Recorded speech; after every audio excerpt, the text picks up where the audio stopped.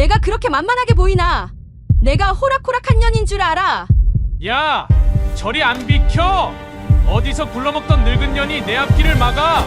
검은 독사파 조직원은 고무장갑을 낀 할머니의 어깨를 발로 차듯 거칠게 밀쳐버렸습니다. 차가운 새벽 공기 속에서 할머니의 몸이 젖은 바닥으로 나동그라지며 둔탁한 소리를 냈고, 할머니는 옆구리를 감싸 쥐며 고통스러운 신음을 삼켰습니다.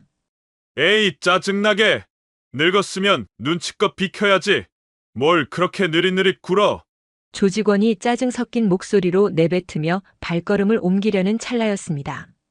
구겨진 방수 앞치마 속에서 서늘한 금속 소리가 울려 퍼지더니 기다란 칼날 하나가 천천히 어둠 속에서 빛을 드러냈습니다. 30cm는 좋게 넘어 보이는 날렵한 회칼이었습니다. 할머니의 굽어있던 어깨가 미세하게 펴지기 시작했고, 흐릿하고 초점 없어 보이던 눈빛은 순식간에 얼음장처럼 날카롭게 변해버렸습니다. 그 눈빛은 마치 심해에서 올라온 상어의 눈처럼 차갑고 무심했습니다. 그들은 몰랐습니다. 지금 젖은 바닥에 쓰러져 있다고 비웃던 이 노인이 25년 전 부산 남해안 일대의 조직들이 이름 꺼내는 것조차 두려워하던 전설의 칼잡이 남해 칼꽃이라는 사실을 말입니다. 애송이들아, 죽고 싶은 날을 스스로 골랐구나. 할머니의 입에서 흘러나온 목소리는 낮고 가라앉아 있었지만 그 속에는 뼛속까지 스며드는 서늘함이 담겨 있었습니다. 잠든 짐승은 건드리지 말라는 말이 괜히 있는 게 아닙니다. 하물며 대한민국 남해안의 어둠을 피로 물들였던 괴물을 깨워놓고 말이죠. 이야기 시작 전에 좋아요 한 번만 눌러주세요. 여러분의 작은 응원이 더 재미있는 이야기를 만드는 큰 힘이 됩니다. 그리고 지금 어디에서 무엇을 하며 듣고 계신가요? 새벽 출근길 지하철 안인지 늦은 밤 잠들기 전 침대 위인지 댓글로 한번 알려주세요. 여러분의 댓글 하나하나가 정말 큰 위로가 됩니다. 자, 그럼 본격적으로 이야기를 시작해 보겠습니다. 이 깡패들 과연 멀쩡히 집에 돌아갈 수 있을까요? 아직 동이 트기도 전인 새벽 4시, 부산 광안리 수산시장은 이미 치열한 하루를 시작하고 있었습니다. 거대한 시장 건물 안으로 들어서면 가장 먼저 코끝을 찌르는 것은 바다 특유의 비릿하면서도 싱싱한 냄새였습니다. 소금기 머금은 바닷바람 같기도 하고 갓 잡아 올린 생선의 날 것. 그대로의 향기 같기도 한 그 냄새는 수십 년간 이곳을 지켜온 상인들에게는 삶의 냄새 그 자체였습니다. 형광등 불빛 아래 하얀 입김을 뿜어내는 상인들의 움직임이 눈코 뜰 새 없이 분주했습니다. 새벽 경매를 앞두고 전국 각지에서 올라온 싱싱한 해산물들이 스티로폼 상자에 담겨 산더미처럼 쌓여 있었습니다.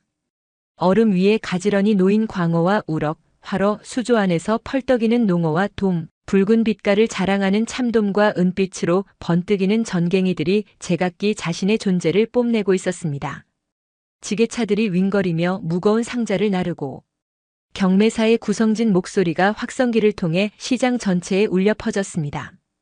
여기 활광어 50상자 나왔습니다. 시작가 킬로당 15,000원. 15,000원에 시작합니다. 경매사의 외침에 중도매인들이 손을 번쩍 들어 올리며 치열한 경쟁을 벌였습니다. 이것이 광안리 수산시장의 일상이었습니다.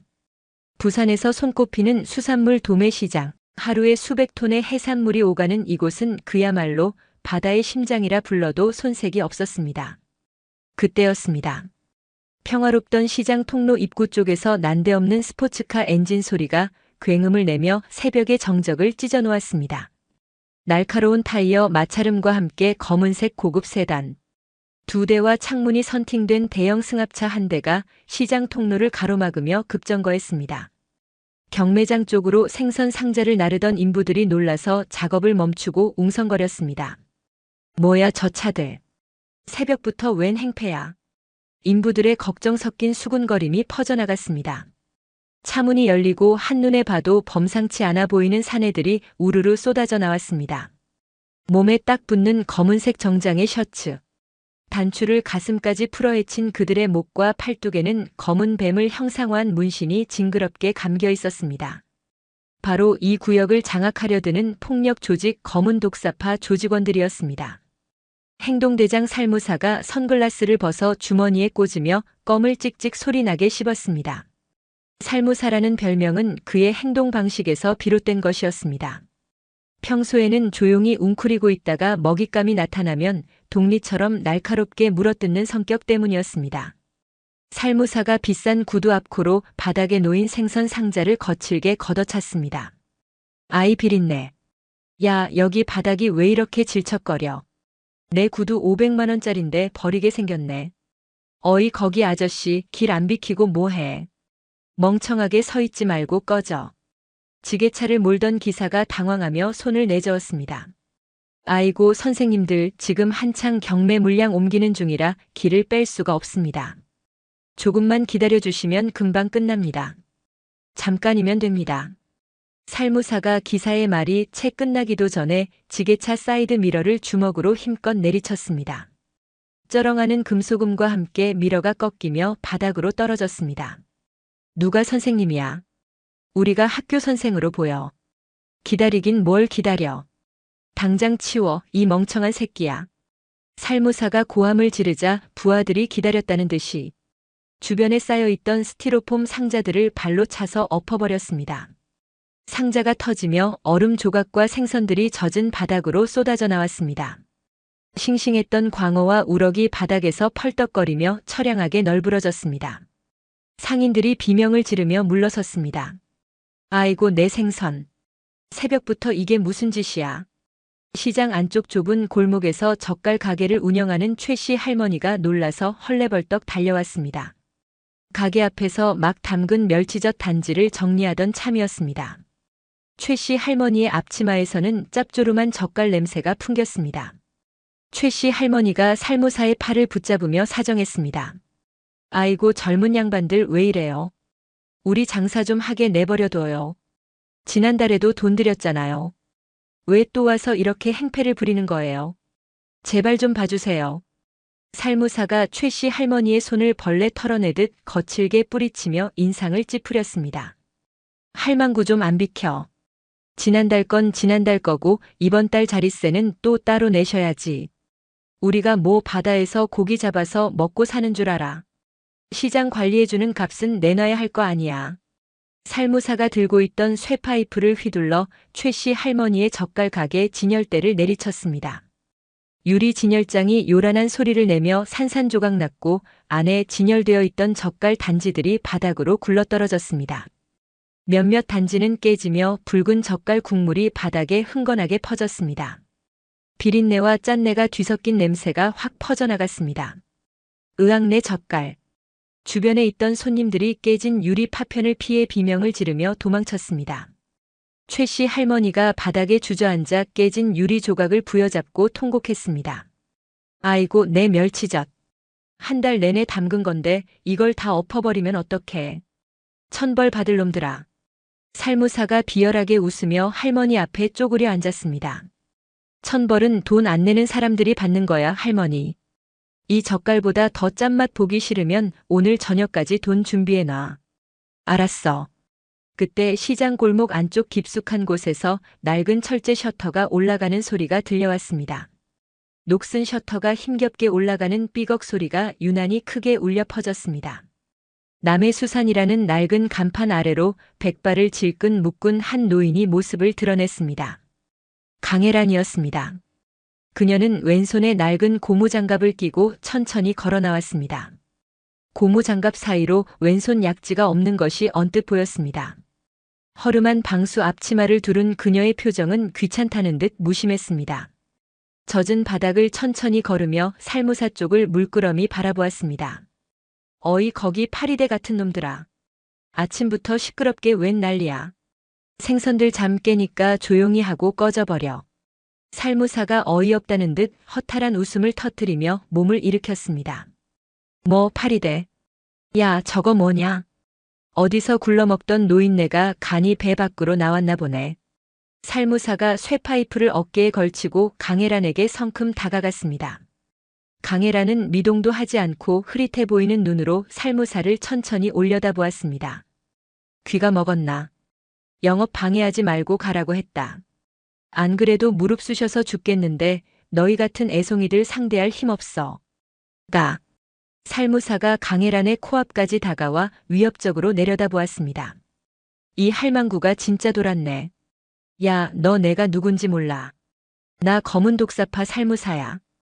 여기서 내 이름 모르면 간첩인데. 강혜란이 코웃음을 치며 대꾸했습니다. 독사고 지렁이고 관심 없고 내 가게 앞에서 얼쩡거리지 마라. 비린내 나는 건 생선으로 충분하니까. 순간 살무사의 얼굴이 붉게 달아올랐습니다.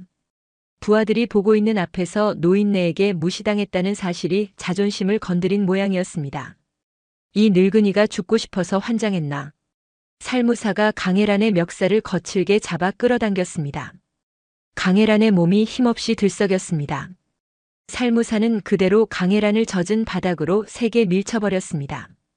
강혜란이 중심을 잃고 시멘트 바닥 위 얼음물 웅덩이 속으로 나동그라졌습니다. 주변 상인들이 강 사장님하고 소리치며 발을 동동 굴렀습니다.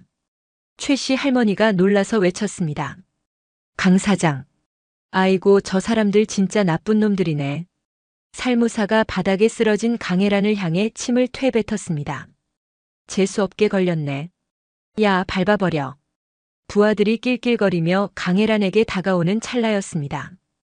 바닥에 엎어져 있던 강혜란의 손이 방수 앞치마 안쪽으로 스르륵 미끄러져 들어갔습니다. 순식간에 벌어진 일이었습니다.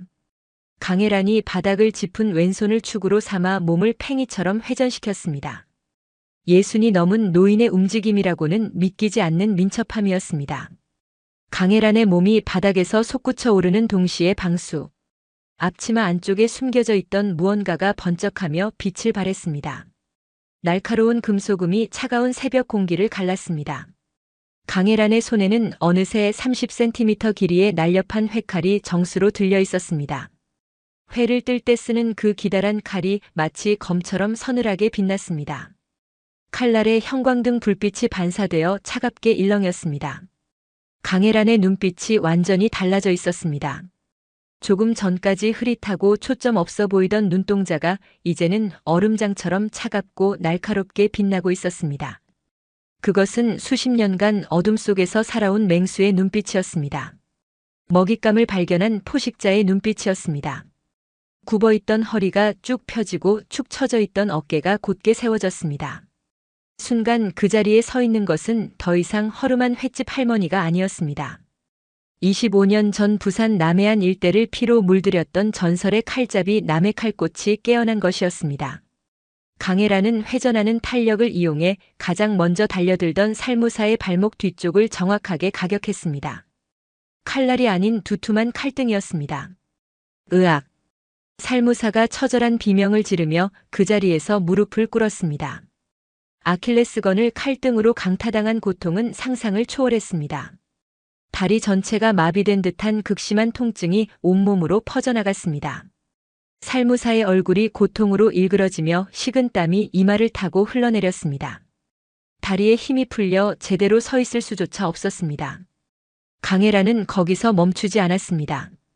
무릎 꿇은 살무사의 허리춤을 향해 칼을 수평으로 그었습니다. 사각사각 고급 원단이 찢어지는 소리와 함께 살무사의 명품 정장 바지 벨트와 버클이 깔끔하게 잘려나갔습니다. 칼날이 허리띠만 정확히 베어냈을 뿐 피부에는 상처 하나 나지 않았습니다. 그것은 수십 년간 갈고 닦은 기술이 아니면 불가능한 신기에 가까운 칼솜씨였습니다. 살무사가 당황해서 일어서려는 순간 바지가 발목까지 스르륵 흘러내렸습니다. 화려한 호피 무늬 속옷이 적나라하게 드러났습니다. 으아, 내 바지. 야, 이거 뭐야? 살무사가 당황해서 바지를 추슬러 올리려 했지만 이미 중심이 무너져 젖은 바닥에 엉덩방아를 찍고 말았습니다. 얼음물이 튀어 그의 명품 정장을 흠뻑 적셨습니다. 500만 원짜리 구두는 이미 생선 내장과 얼음물 범벅이 되어 있었습니다.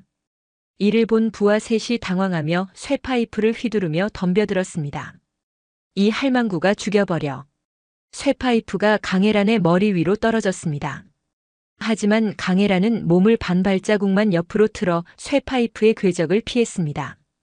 쇠파이프가 허공을 가르며 바닥을 내리쳤고 그 충격으로 공격자의 손목에 저림이 올라왔습니다. 강혜란은 그 찰나의 빈틈을 놓치지 않았습니다. 그녀의 움직임은 60대 노인이라고는 도저히 믿기지 않을 만큼 간결하고 빨랐습니다. 마치 물 흐르듯 자연스러웠고 거기에는 군더더기가 전혀 없었습니다. 강혜란의 칼끝이 부하들의 팔 안쪽을 스치듯 지나갔습니다. 깊게 베지 않았습니다. 정확히 팔을 움직이는 힘줄 부위의 옷깃과 피부만 살짝 긁어내는 수준이었습니다. 내 팔. 손이 안 움직여. 부하들이 쇠파이프를 툭툭 떨어뜨리며 팔을 부여잡고 나뒹굴었습니다. 피는 많이 나지 않았지만 신경을 건드린 듯한 짜릿하고 마비되는 고통에 그들은 비명조차 제대로 지르지 못했습니다. 손가락 하나 까딱할 수 없는 극심한 통증이 팔 전체를 지배했습니다. 강혜란은 그 사이로 유유히 빠져나왔습니다. 그녀의 움직임은 마치 생선을 손질하듯 정확하고 능숙했습니다. 수십 년간 수만 마리의 생선을 다뤄온 손놀림. 하지만 그것은 단순한 요리사의 솜씨가 아니었습니다. 인체의 급소를 정확히 꿰뚫고 있는 자의 칼놀림이었습니다. 어디를 베면 움직일 수 없게 되는지, 어디를 찌르면 목숨을 잃는지 그 모든 것을 알고 있는 자만이 구사할 수 있는 정밀한 기술이었습니다. 강혜란은 죽이지 않았습니다. 그저 더 이상 덤비지 못하도록 무력화시켰을 뿐이었습니다. 그것이 25년간 칼을 내려놓고 살아온 그녀의 원칙이었습니다. 피는 최소한으로 고통은 충분히. 다시는 나쁜 짓을 하고 싶지 않도록 뼈저리게 기억에 새겨주는 것. 뒤이어 달려든 2명의 조직원도 마찬가지였습니다. 한 놈은 무릎 뒤 오금을 칼등으로 강타당해 다리가 꺾이듯 주저앉았고 다른 한 놈은 손등을 스치는 칼날에 쇠파이프를 놓치며 비명을 질렀습니다. 강혜란의 칼은 단 한 번도 치명상을 입히지 않았습니다. 그러나 그 칼에 스친 자들은 하나같이 고통에 몸부림치며 바닥을 뒹굴었습니다.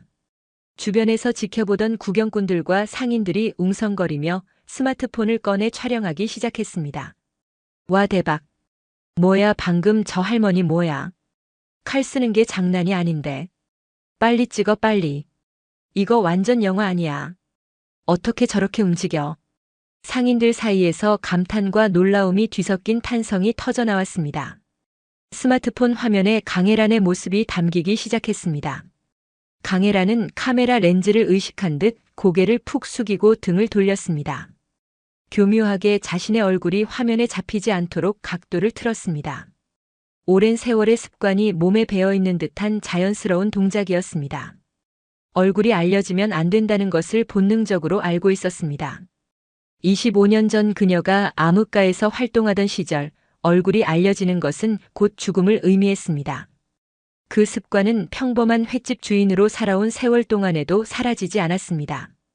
강혜란은 바지를 내리고 주저앉은 살무사에게 다가가 나지막하고 서늘한 목소리로 말했습니다. 한 번만 더 내 가게 앞에서 설치면 그땐 바지끈이 아니라 그 안에 달린 걸 회 떠버린다. 알았어. 강혜란의 목소리는 낮고 차분했지만 그 안에 담긴 살기는 뼛속까지 스며드는 것이었습니다. 그것은 협박이 아니었습니다. 그녀가 마음만 먹으면 정말로 그렇게 할 수 있다는 것을 살무사는 직감적으로 알아챘습니다. 방금 자신의 허리띠를 피부 하나 다치지 않고 베어낸 그 칼솜씨를 직접 목격했기 때문이었습니다. 살무사는 공포에 질린 눈으로 강혜란을 올려다보며 뒷걸음질 쳤습니다. 그의 얼굴은 새하얗게 질려 있었고 입술은 파르르 떨렸습니다. 눈앞의 노인이 더 이상 만만한 할머니로 보이지 않았습니다. 그 눈빛은 마치 깊은 바닷속에서 먹이를 노리는 포식자의 것이었습니다. 저 눈빛은 사람을 죽여본 자의 눈빛이다. 살무사의 본능이 경고했습니다. 저 노인은 위험하다. 건드리면 안 된다. 너 두고 보자. 가자 철수해. 살무사가 엉거주춤 바지를 붙잡고 차까지 기어가듯 도망쳤습니다. 한쪽 발을 제대로 디딜 수 없어서 절뚝거리며 비틀비틀 걸었습니다. 부하들도 팔을 부여잡고 끙끙거리며 승합차에 올라탔습니다. 아까까지의 위세는 온데간데 없이 사라지고 처참한 폐잔병의 모습이었습니다.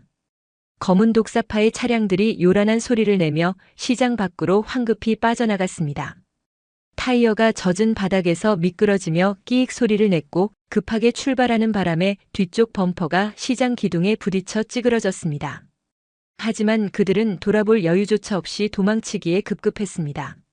상인들이 환호를 지르며 박수를 쳤습니다. 와, 강 사장님 최고다. 속이 다 시원하네. 저놈들 꼴 좀 봐. 바지 내리고 도망가는 거 봤어. 아이고 통쾌해라. 저렇게 당하는 꼴 처음 보네. 강 사장님 진짜 대단하시다. 상인들의 환호성이 시장 골목을 가득 채웠습니다.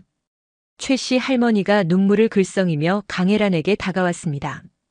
강 사장 고마워. 정말 고마워. 그 나쁜 놈들 혼내주셔서 정말 고마워요. 하지만 강혜란은 그 환호에 답하지 않았습니다. 쏟아지는 스마트폰 카메라 세례를 피해 황급히 가게 안으로 들어가 셔터를 반쯤 내렸습니다. 셔터가 내려가는 삐걱 소리가 환호성을 잘라냈습니다. 가게 안은 어둡고 서늘했습니다. 화로 수조에서 보글보글 산소 방울이 올라오는 소리만이 고요하게 울려 퍼졌습니다. 수조 안의 광어와 우럭이 유리벽에 부딪히며 펄떡거렸습니다. 마치 바깥의 소란을 감지한 듯 불안하게 헤엄쳤습니다. 강혜란은 싱크대 위에 칼을 내려놓았습니다. 칼날에 묻은 얼룩을 물로 씻어내며 깊은 한숨을 내쉬었습니다. 후. 긴장이 풀리자 참았던 통증이 파도처럼 밀려왔습니다. 왼손 손가락 마디마디가 욱신거렸고 무릎에서는 시큰거리는 통증이 올라왔습니다. 강혜란은 떨리는 손을 진정시키기 위해 냉장고에서 독한 소주병을 꺼냈습니다. 잔도 없이 병째로 입에 털어넣었습니다. 그 독한 술이 식도를 타고 넘어가자 강혜란은 그제야 거친 숨을 몰아쉬었습니다. 몸 구석구석에서 비명을 지르고 있었습니다. 25년간 쓰지 않던 근육과 신경이 갑작스러운 움직임에 항의하고 있었습니다. 강혜란은 가게 안쪽 벽에 설치된 낡은 폐쇄회로 모니터를 바라보았습니다. 화면 속에는 방금 전 자신의 싸움 장면이 녹화되어 있었습니다. 녹화된 영상 속 자신의 모습을 한참 동안 바라보다가 강혜란은 주저없이 녹화기의 전원 코드를 뽑아버렸습니다. 그리고 저장된 파일까지 삭제해버렸습니다. 실수했어. 참았어야 했는데. 강혜란은 자신의 손을 내려다보았습니다. 류머티즘 관절염으로 퉁퉁 부은 손가락들이 미세하게 떨리고 있었습니다. 왼손 약지가 없는 자리가 유난히 쓰라렸습니다.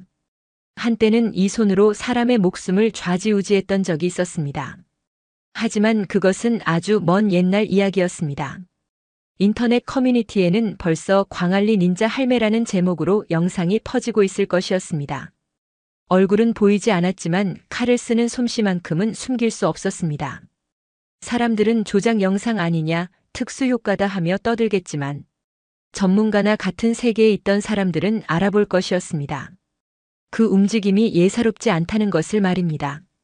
저건 단순히 회 뜨는 솜씨가 아니다. 저건 사람을 다루던 솜씨다. 밖에서는 뒤늦게 경찰 사이렌 소리가 들려왔습니다. 경찰차 불빛이 반쯤 내린 셔터 틈새로 번쩍거리며 가게 안을 비쳤습니다. 하지만 강혜란은 나가지 않았습니다. 강혜란은 어둠 속에서 창고 깊숙한 곳, 낡은 방수 가방이 숨겨져 있는 구석을 응시했습니다. 그 가방 안에는 25년 전에 자신이 잠들어 있었습니다. 피비린내 나는 과거 부산 남해안 밤을 공포로 물들였던 그 시절의 자신이. 그녀는 직감했습니다. 이것이 단순한 해프닝으로 끝나지 않을 것임을. 25년 동안 단단히 묻어두었던 피비린내. 나는 과거가 다시 그녀의 발목을 잡기 위해 깊은 바닷속에서 천천히 올라오고 있음을. 강혜란은 다시 한번 소주를 들이키며 깊은 침묵 속으로 빠져들었습니다. 화로 수조 속 물고기들이 유리벽에 부딪히는 퍼덕거리는 소리만이 어둠 속에서 메아리 쳤습니다. 마치 갇힌 짐승이 우리를 두드리는 것처럼. 아니, 어쩌면 그것은 강혜란 자신의 심장 소리였는지도 모릅니다. 25년 만에 다시 뛰기 시작한 괴물의 심장 소리 말입니다. 검은 독사파가 관리하는 서면 유흥가 한복판, 번쩍거리는 네온사인 불빛 아래 고급 룸살롱이 자리 잡고 있었습니다. 그 중에서도 가장 으리으리한 건물 꼭대기 층에 위치한 VIP 룸은 일반 손님은 감히 발도 들릴 수 없는 곳이었습니다. 검은색 대리석으로 마감된 바닥과 금빛 샹들리에가 은은하게 빛나는 이곳에서 검은 독사파의 보스 황태수가 가죽 소파에 깊숙이 몸을 묻은 채 태블릿 화면을 뚫어져라 쳐다보고 있었습니다. 화면 속에서는 어제 새벽 강혜란이 살무사를 제압하는 영상이 반복 재생되고 있었습니다. 영상 조회수는 이미 10만을 넘어서고 있었고 댓글창에는 광안리 인자 할매 레전드, 조폭 바지 벗기는 할머니, 이거 실화냐 같은 글들이 빼곡히 달려 있었습니다. 황태수는 고급 양주를 언더락 잔에 따르며 입꼬리를 비릿하게 올렸습니다. 그의 눈빛은 마치 먹잇감을 발견한 독사처럼 날카롭게 빛났습니다. 황태수의 나이는 50대 초반이었지만 검게 염색한 머리카락과 잘 관리된 피부 덕분에 40대 초반으로 보였습니다. 하지만 그 젊어 보이는 외모 뒤에는 20년 넘게 부산 뒷골목을 지배해온 냉혹한 야수가 숨어 있었습니다. 옆에 서 있던 부하가 쭈뼛거리며 말을 꺼냈습니다. 형님, 저 할망구 그냥 확 밀어버릴까요? 애들 풀어서 가게 엎어버리면 그만 아닙니까? 어차피 늙은이 하나잖아요. 황태수가 잔을 탁 내려놓으며 부하를 차갑게 쏘아보았습니다. 네 눈에는 저게 그냥 할망구로 보이나? 저 칼 쓰는 각도 좀 봐라. 저건 생선 써는 칼질이 아니야. 사람 다루던 솜씨지. 무식하게 힘으로 밀어붙이다간 우리 애들 병원비만 나간다. 황태수는 태블릿 화면을 손가락으로 톡톡 두드리며 비열한 미소를 지었습니다. 영상을 일시 정지하자 강혜란이 칼을 휘두르는 순간이 화면에 멈춰 있었습니다. 얼굴은 보이지 않았지만 그 자세, 그 각도, 그 정확함은 평범한 횟집 주인의 것이 아니었습니다. 늙은 독사를 잡을 때는 말이야, 독리를 직접 뽑으려 들면 안 돼. 굶겨 죽이는 거지.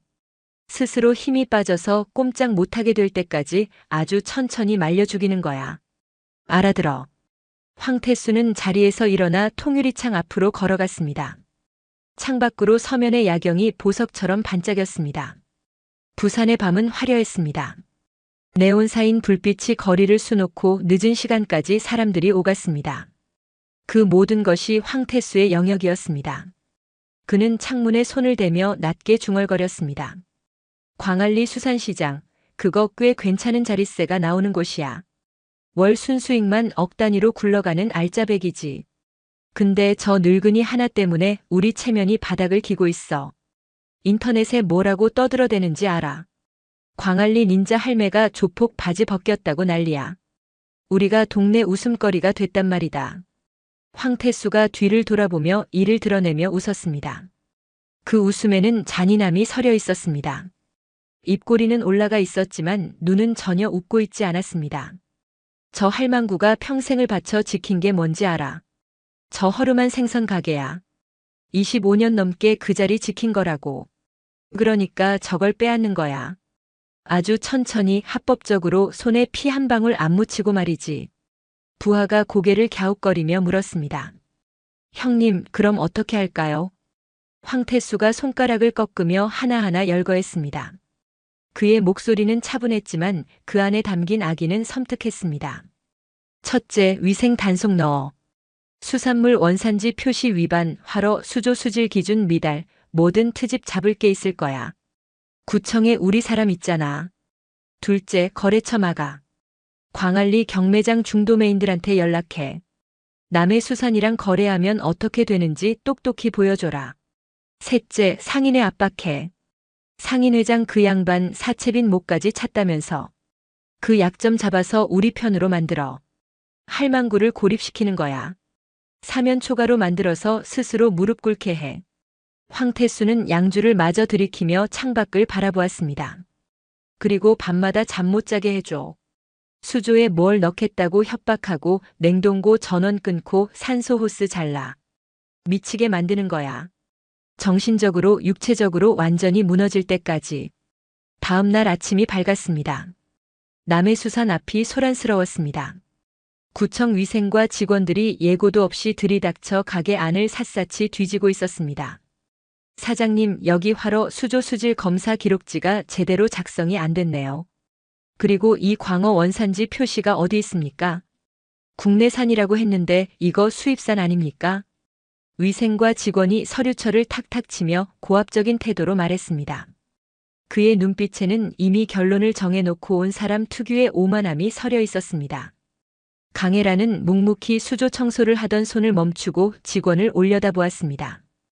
25년 동안 문제 한 번 없던 가게야. 갑자기 왜 이러는 건데? 직원이 콧방귀를 끼며 노란 딱지를 떼어 벽에 붙였습니다. 민원이 들어왔으니까요. 수산물 이력제 서류도 원본이 없고 수조염도 기준도 안 맞고. 일단 영업정지 경고 처분 나갑니다. 시정명령 안 지키면 바로 폐쇄 조치 들어갈 테니까 그렇게 하세요. 강혜란의 눈이 싸늘하게 가라앉았습니다. 저 직원의 뒤에 누가 있는지 뻔히 보였습니다. 하지만 지금 당장 어쩔 수 있는 상황이 아니었습니다. 증거도 없이 소란을 피우면 오히려 그들에게 빌미를 줄 뿐이었습니다. 강혜란은 주먹을 꽉 쥐고 참았습니다. 손톱이 손바닥에 파고들어 아팠지만 표정은 변하지 않았습니다. 위생과 직원들이 우르르 빠져나가자마자 이번에는 전화벨이 요란하게 울려댔습니다. 강혜란이 수화기를 들었습니다. 여보세요. 전화기 너머 익숙한 목소리가 들려왔습니다. 아, 강 사장님. 나박 중도 메인이야. 미안하게 됐는데 당분간 거기 물량 못 넘기겠어. 강혜란의 미간이 좁혀졌습니다. 그게 무슨 소리야? 어제 주문한 광어 50상자는 오늘 단체 손님 예약 잡혀 있다고. 아, 글쎄 우리도 사정이 있다니까 그러네. 검은 독사파 애들이. 아니, 아무튼 당분간 거래 끊자. 괜히 우리까지 피 보기 싫으니까. 전화하지 마. 뚝. 전화가 끊겼습니다. 곧바로 다시 벨이 울렸습니다. 다른 거래처였습니다. 강 사장 미안해. 우리도 살아야지 어쩌겠어. 다른 데 알아봐. 또 다른 전화가 왔습니다. 여보세요, 남해수산이죠. 오늘 예약한 단체 손님인데요. 죄송한데 취소할게요. 다른 데로 가기로 했어요.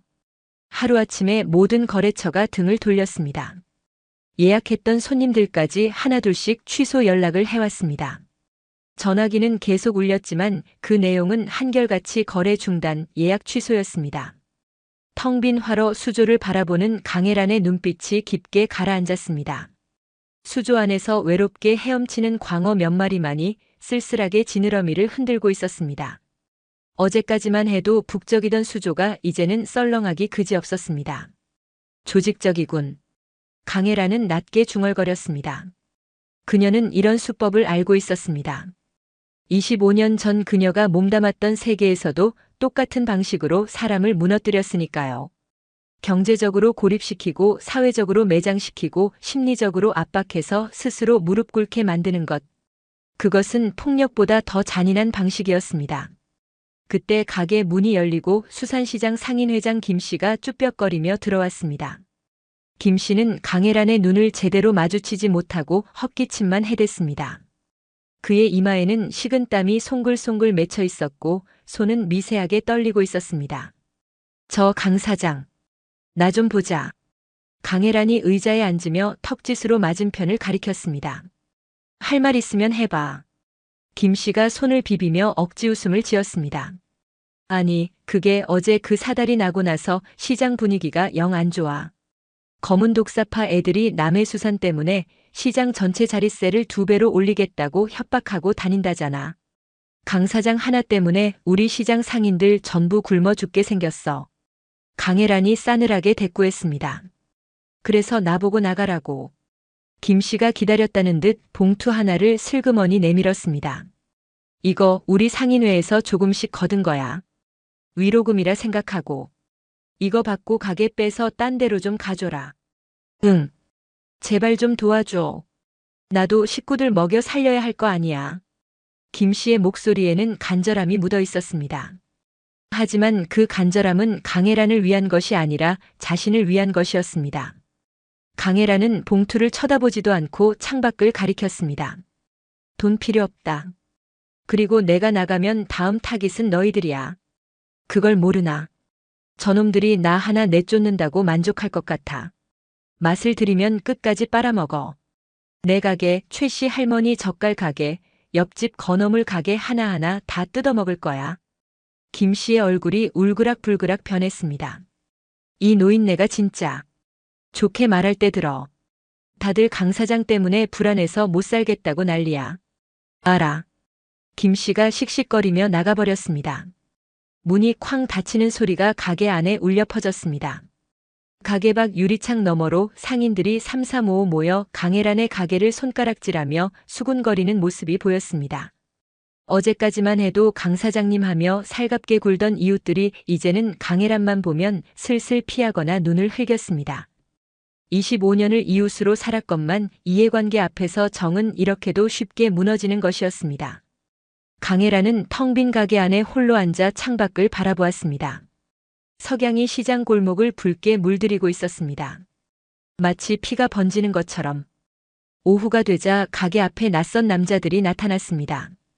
양복을 빳빳하게 차려입은 그들은 명함을 내밀며 능글맞게 웃었습니다. 안녕하세요, 사장님. 저희는 해양수산부 산하수산물품질관리원에서 나왔습니다. 수산물 원산지 표시 위반 혐의로 조사 나왔는데요. 잠깐 시간 좀 내주시겠습니까? 강혜란은 명함을 받아들고 남자들의 눈을 빤히 바라보았습니다. 그들의 눈동자 속에서 탐욕과 거짓이 번뜩였습니다. 진짜 공무원이 아니라는 것을 직감적으로 알 수 있었습니다. 공무원 명함은 쉽게 위조할 수 있었고 그들의 양복은 너무 비싸 보였습니다.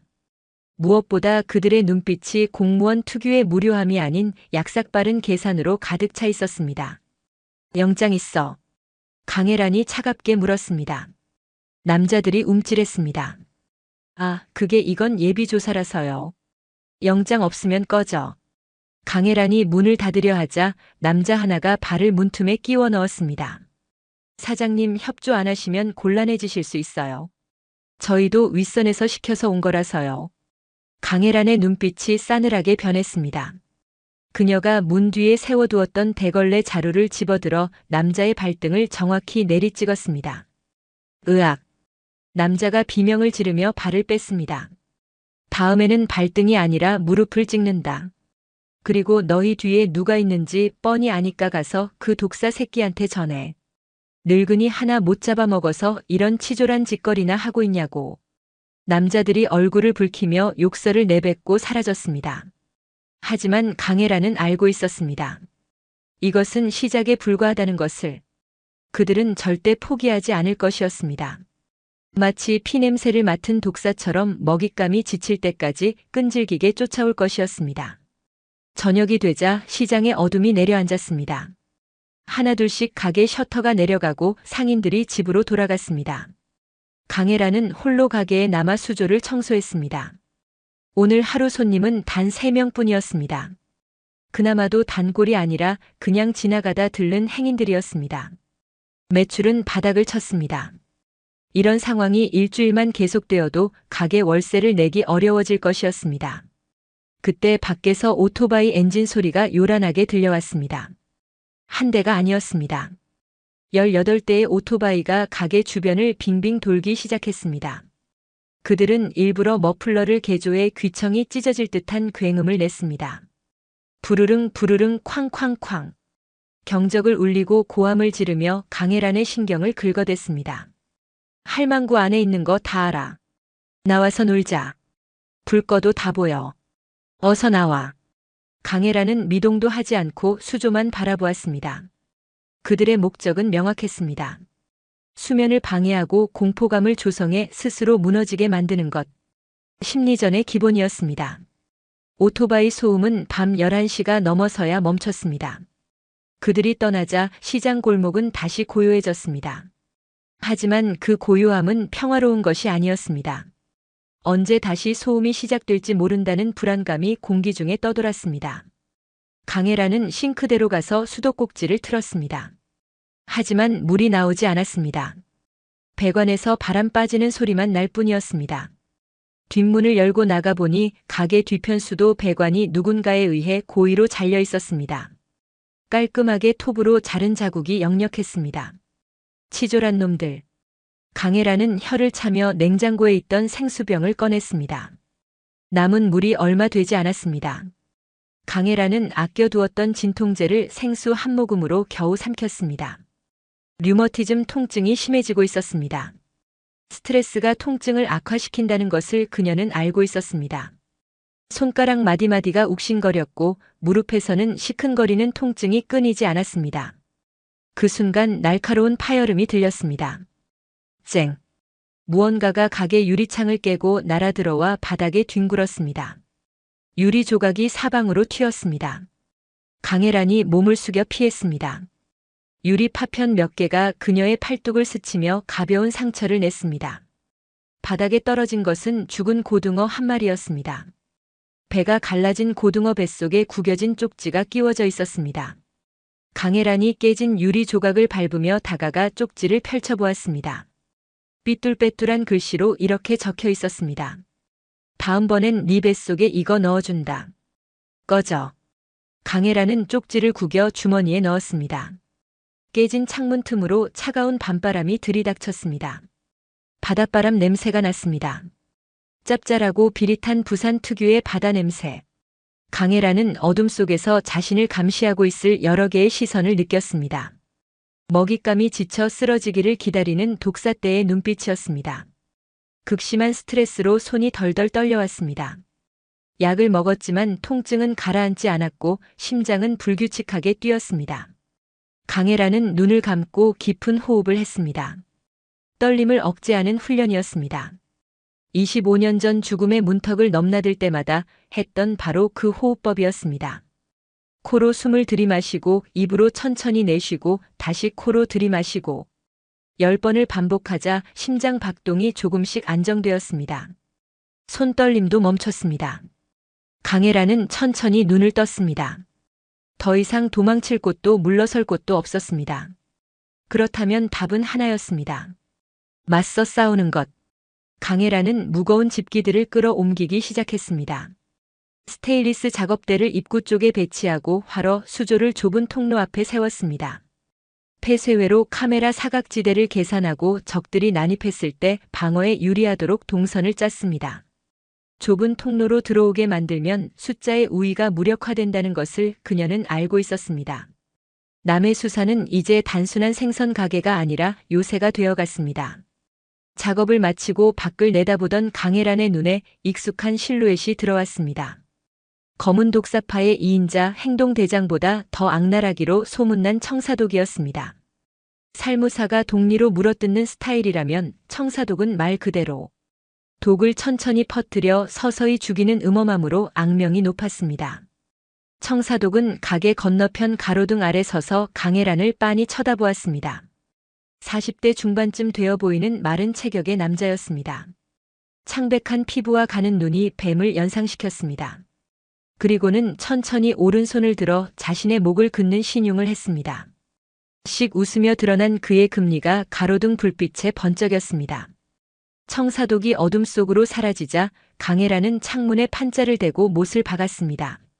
망치질 소리가 고요한 밤 공기를 갈랐습니다. 탕탕탕. 그래, 결국 이렇게 되는구나. 강혜란은 화장실 거울 앞에 섰습니다. 거울 속에는 늙고 지친 노인이 서 있었습니다. 주름진 얼굴, 흐릿해진 눈, 류머티즘으로 굽은 손가락들. 왼손 약지가 없는 자리가 유난히 눈에 들어왔습니다. 하지만 그 눈빛만은 25년 전 부산. 남해안의 어둠의 세계에서 남의 칼꽃이라 불리던 시절의 살기를 뿜기 시작했습니다. 강혜란은 흘러내린 머리카락을 다시 단단히 동여맸습니다. 고무줄이 끊어질 듯 팽팽하게 당겨졌습니다. 비린내 다시 맞게 생겼네. 그것도 피비린내를. 강혜란은 깊은 한숨과 함께 30cm 회칼을 허리춤에 차 넣었습니다. 칼이 허리에 닿는 차가운 감촉이 몸 전체로 퍼졌습니다. 오랫동안 잊고 있던 감각이었습니다. 늙은 독사가 사냥을 준비하며 독리를 세우는 밤이었습니다. 깨진 유리창 틈으로 찬바람이 숭숭 들어왔습니다. 활어 수조 속 물고기들이 불안한 듯 유리벽에 부딪히며 펄떡거렸습니다. 마치 다가올 폭풍을 예감하는 것처럼 강혜란은 어둠 속에서 홀로 칼을 갈기 시작했습니다. 숫돌에 물을 뿌리고 칼날을 천천히 밀었습니다. 규칙적인 사각사각 소리가 고요한 밤 공기를 채웠습니다. 한 번, 두 번, 세 번. 칼날이 서서히 날카로워졌습니다. 25년간 잠들어 있던 짐승이 서서히 눈을 뜨고 있었습니다. 한편 같은 시각 서면 검은 독사파 아지트에서는 황태수가 흥신소 직원이 가져온 서류를 넘겨보고 있었습니다. 강혜란. 본명 강혜란. 62세. 25년 전 부산 남해안 일대에서 활동하던 암살 조직 혈련단의 일원. 별명은 남의 칼꽃.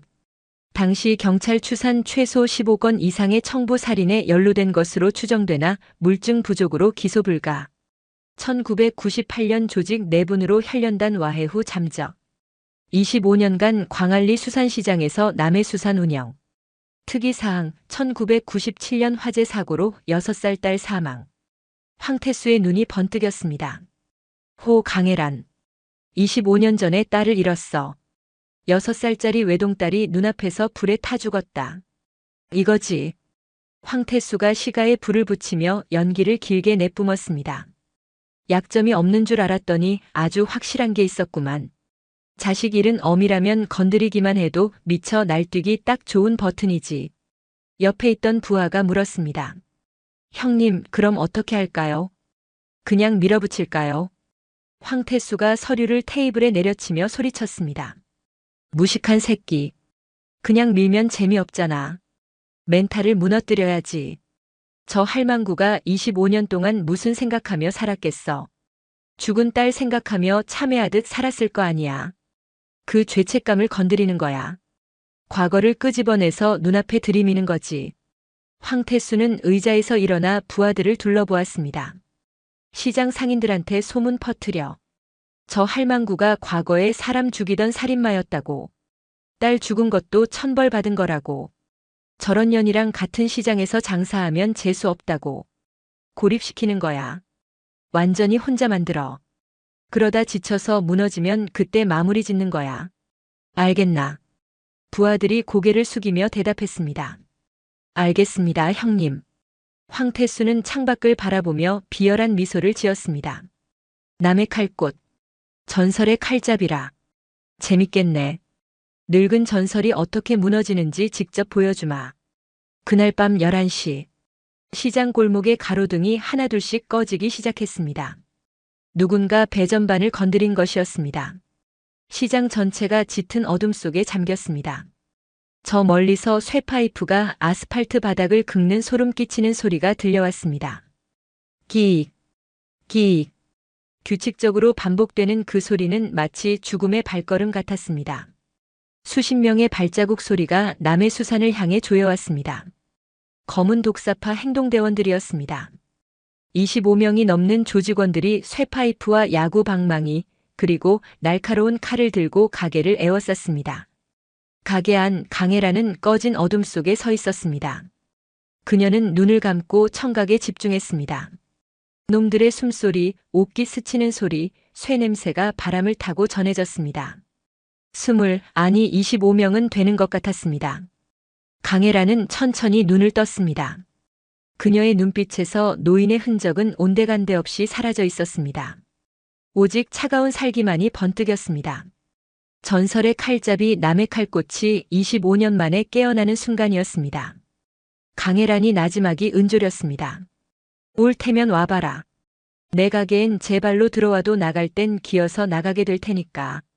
밤 12시를 알리는 시계.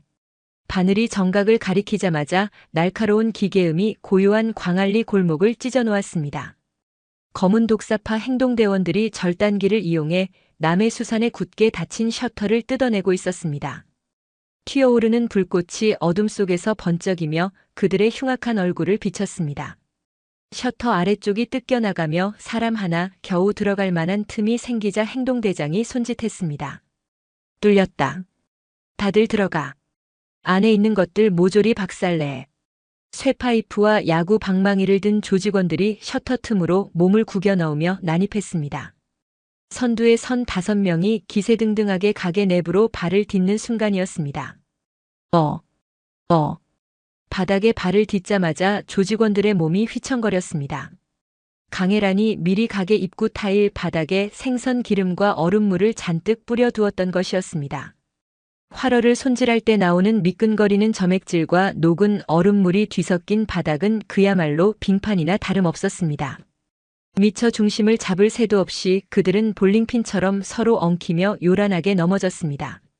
아, 내 허리. 야, 비켜. 무거워. 젠장 뭐야 이 바닥. 미끄러.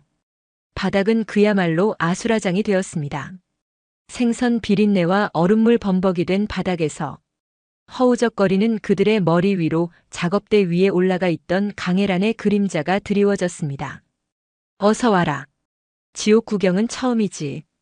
강혜란이 싸늘하게 일갈하며 허공을 갈랐습니다. 그녀의 손에는 긴 회칼 대신 손잡이가 짧고 날이 두꺼운 광어. 손질용 칼과 굴 까는 데 쓰는 짧은 까기 칼이 양손에 들려 있었습니다. 좁은 공간에서는 긴 칼보다 짧은 칼이 유리했습니다. 그것은 25년 전 수많은 실전에서 배운 교훈이었습니다.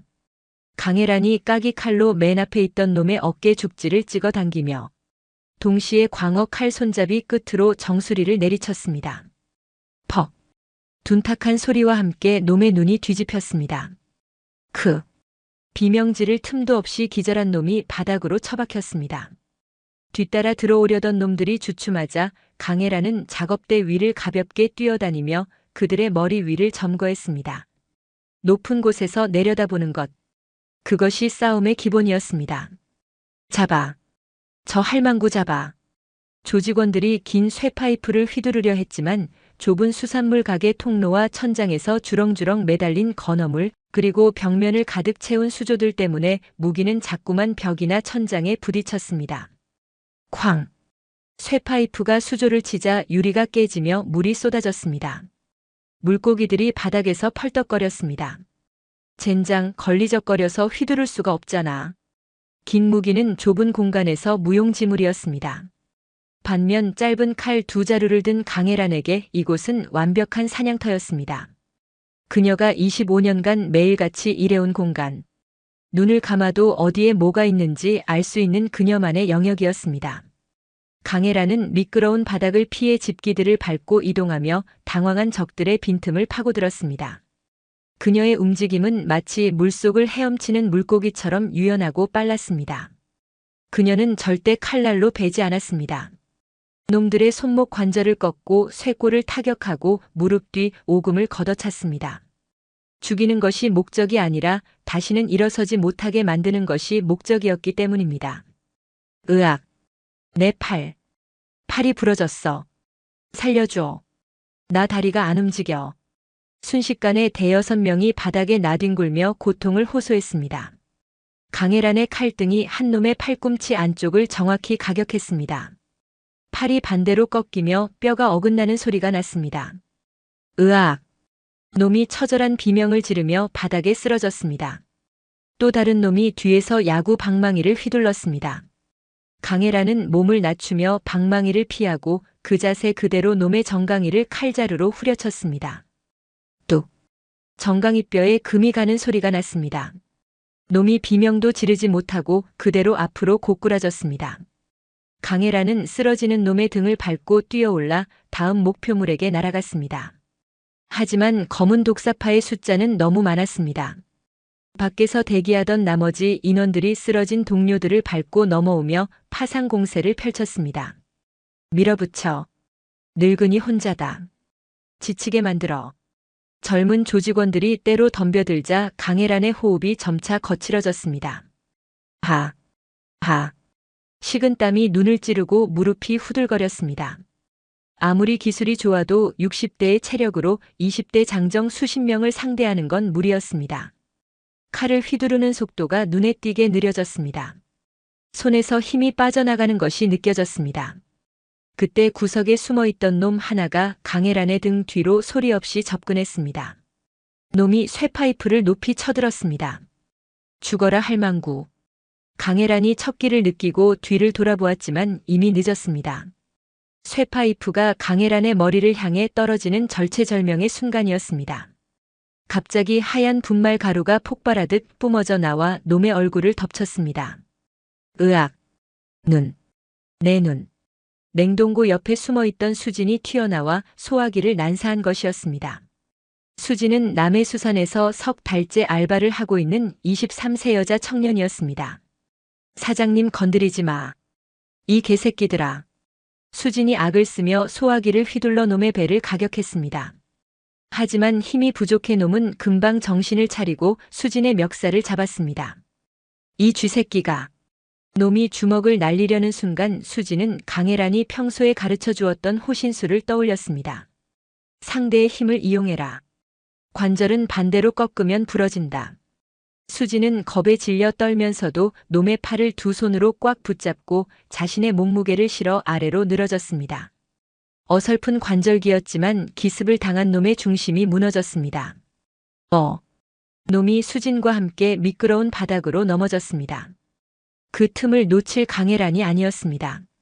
강혜란은 바닥을 구르며 피한 뒤 칼자루 끝으로 놈의 명치를 정확하게 가격했습니다. 퍽! 놈이 숨을 못 쉬고 거품을 물며 기절했습니다. 강혜란이 수진을 일으켜 세우며 소리쳤습니다. 바보 같은 년아. 나오지 말라고 했잖아. 수진이 하얀 가루를 뒤집어 쓴 채 씩씩거리며 대답했습니다. 제가 돕겠다고 했잖아요. 저도 이제 식구라면서요. 그때 가게 밖에서 또 다른 소란이 일어났습니다. 야, 이놈들아. 어디서 행패야? 옆집 건어물 가게 사장이 대걸레를 들고 뛰쳐나왔습니다. 도망치려던 조직원 한 명이 비틀거리며 나오자 건어물 가게 사장이 놈의 발을 걸어 넘어뜨렸습니다. 아이고, 사람 살려. 조폭놈들이 사람 죽인다. 건어물 가게 사장의 고함 소리에 숨 죽이고 있던 시장 상인들이 하나둘씩 용기를 내기 시작했습니다. 2층 창문들이 벌컥벌컥 열렸습니다. 저 나쁜 놈들. 천벌받을 놈들. 위층에서 누군가 물바가지를 쏟아부었습니다. 또 다른 곳에서는 화분이 날아왔습니다. 아, 머리. 우리 시장에서 나가. 당장 꺼져. 상인들이 던지는 집기들과 고함 소리에 검은 독사파 조직원들은 당황하여 우왕좌왕했습니다. 강혜란은 이 기회를 놓치지 않았습니다. 그녀는 마지막 남은 행동대장의 팔을 비틀어 꺾고 그대로 들어올려 부서진 셔터 밖으로 내동댕이 쳤습니다. 행동대장이 흙바닥에 처박히며 처절한 비명을 질렀습니다. 으악! 골목 끝 차 안에서 이 광경을 지켜보던 청사독의 눈이 휘둥그레졌습니다. 뭐야? 저 노인네들이 미쳤나? 상상도 못한 반격에 청사독이 당황하여 무전기를 집어들었습니다. 야, 철수해. 다 밀어버려. 싹 다. 아니, 일단 빠져. 그때였습니다. 골목 입구에서 붉고 푸른 불빛이 번쩍였습니다. 경찰차 5대가 사이렌 소리도 없이 오직 경광등만 켠 채 유령처럼 골목을 포위해 들어왔습니다. 부산해양경찰청 광역수사대 소속 박정호 반장이 확성기를 들고 차에서 내렸습니다. 아이고, 이게 무슨 난리래. 광안리에서 한밤중에 운동회라도 하시나. 경찰의 등장에 청사독은 입술을 깨물며 핸들을 내리쳤습니다. 젠장, 타이밍 한번 기가 막히네. 짭새들이 냄새는 잘 맡아. 청사독은 분노를 삼키며 무전기에 대고 소리쳤습니다. 철수. 다들 튀어. 혼비백산한 조직원들이 부상당한 동료들을 챙겨 골목 사이로 쥐새끼처럼 도망쳤습니다. 경찰들은 그들을 적극적으로 쫓지 않고 그저 시장 밖으로 몰아내기만 했습니다. 순식간에 폭풍이 지나간 남해수산 앞에 고요가 찾아왔습니다. 강혜란은 바닥에 주저앉아 거친 숨을 몰아쉬었습니다. 온몸이 땀과 생선 기름 그리고 튀어오른 핏자국으로 엉망이었습니다. 수진이 절뚝거리며 강혜란에게 다가왔습니다. 수진의 팔뚝에서는 피가 흐르고 있었습니다. 아까 놈들과 엉키다 찢어진 모양이었습니다. 사장님 괜찮으세요? 강혜란은 수진을 올려다보았습니다. 멍들고 피 흘리는 얼굴이었지만 눈빛만은 살아있었습니다. 강혜란은 한숨을 내쉬며 수진의 팔을 끌어당겼습니다. 이리 와봐라. 피난다. 강혜란은 가게 안에서 구급 상자를 꺼내 와 수진의 팔을 소독했습니다. 따가운 알코올 냄새에 수진이 윽하고 얼굴을 찡그렸습니다. 강혜란이 피식 웃으며 능숙한 솜씨로 붕대를 감았습니다. 무서워서 오줌 지릴 땐 언제고 제법이더구나. 헤헤. 사장님이 가르쳐 주신 거잖아요. 상인들이 하나둘씩 모여들었습니다. 그들의 눈에는 미안함과 감사함이 뒤섞여 있었습니다. 강 사장님 미안해요. 우리가 너무 비겁했어요. 최 씨 할머니가 울먹이며 강혜란의 손을 잡았습니다. 강혜란은 아무 말 없이 고개만 끄덕였습니다. 밤하늘에는 별이 총총했습니다. 피비린내 나는 싸움이 끝난 자리에 이상하게도 평화로운 공기가 흘렀습니다. 하지만 강혜란은 알고 있었습니다. 이것은 끝이 아니라 시작이라는 것을. 검은 독사파는 절대 이대로 물러나지 않을 것이었습니다. 더 크고 잔인한 보복이 기다리고 있을 터였습니다. 강혜란은 수진의 붕대를 매듭 짓고 밤하늘을 올려다보았습니다. 별빛 사이로 죽은 딸의 얼굴이 어른거렸습니다. 이번에는 지킨다. 반드시. 남해수산에서의 한바탕 소동이 있고 난 뒤 일주일이라는 시간이 훌쩍 지났습니다. 광안리 수산시장은 언제 그랬냐는 듯 평온을 되찾은 것처럼 보였습니다. 검은 독사파 놈들은 코빼기도 비치지 않았습니다. 겁먹었던 손님들도 다시 시장을 찾기 시작해 새벽 경매장은 활기로 넘쳐났습니다. 강 사장님, 여기 광어 한 마리 손질해 주세요. 오늘 회 뜨는 솜씨 좀 봐야겠어요. 어이구, 우리 강 사장님 얼굴이 폈네. 폈어. 한동안 험악하더니 요즘은 좀 나아 보여. 강혜란은 몰려드는 손님들 덕분에 쉴 틈 없이 칼질을 했습니다. 싱싱한 광어를 도마 위에 올려놓고 능숙한 손놀림으로 회를 떴습니다. 칼날이 생선살을 스치는 소리가 경쾌했습니다.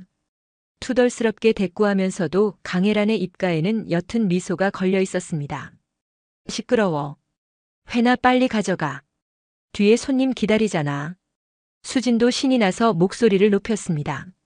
자, 싱싱한 활광어 왔습니다. 검은 독사도 도망가게 만든 전설의 회. 맛 한번 보고 가세요. 강혜란이 수진의 뒤통수를 가볍게 쥐어박았습니다. 야, 그런 소리 하지 마. 손님들 무서워하잖아. 에이, 사장님. 요즘 우리 가게 소문나서 손님 더 많이 온다고요. 인터넷에 광안리 닌자 할매 맛집이라고 올라왔어요. 강혜란이 한숨을 쉬었습니다. 그게 좋은 소문이냐 나쁜 소문이냐.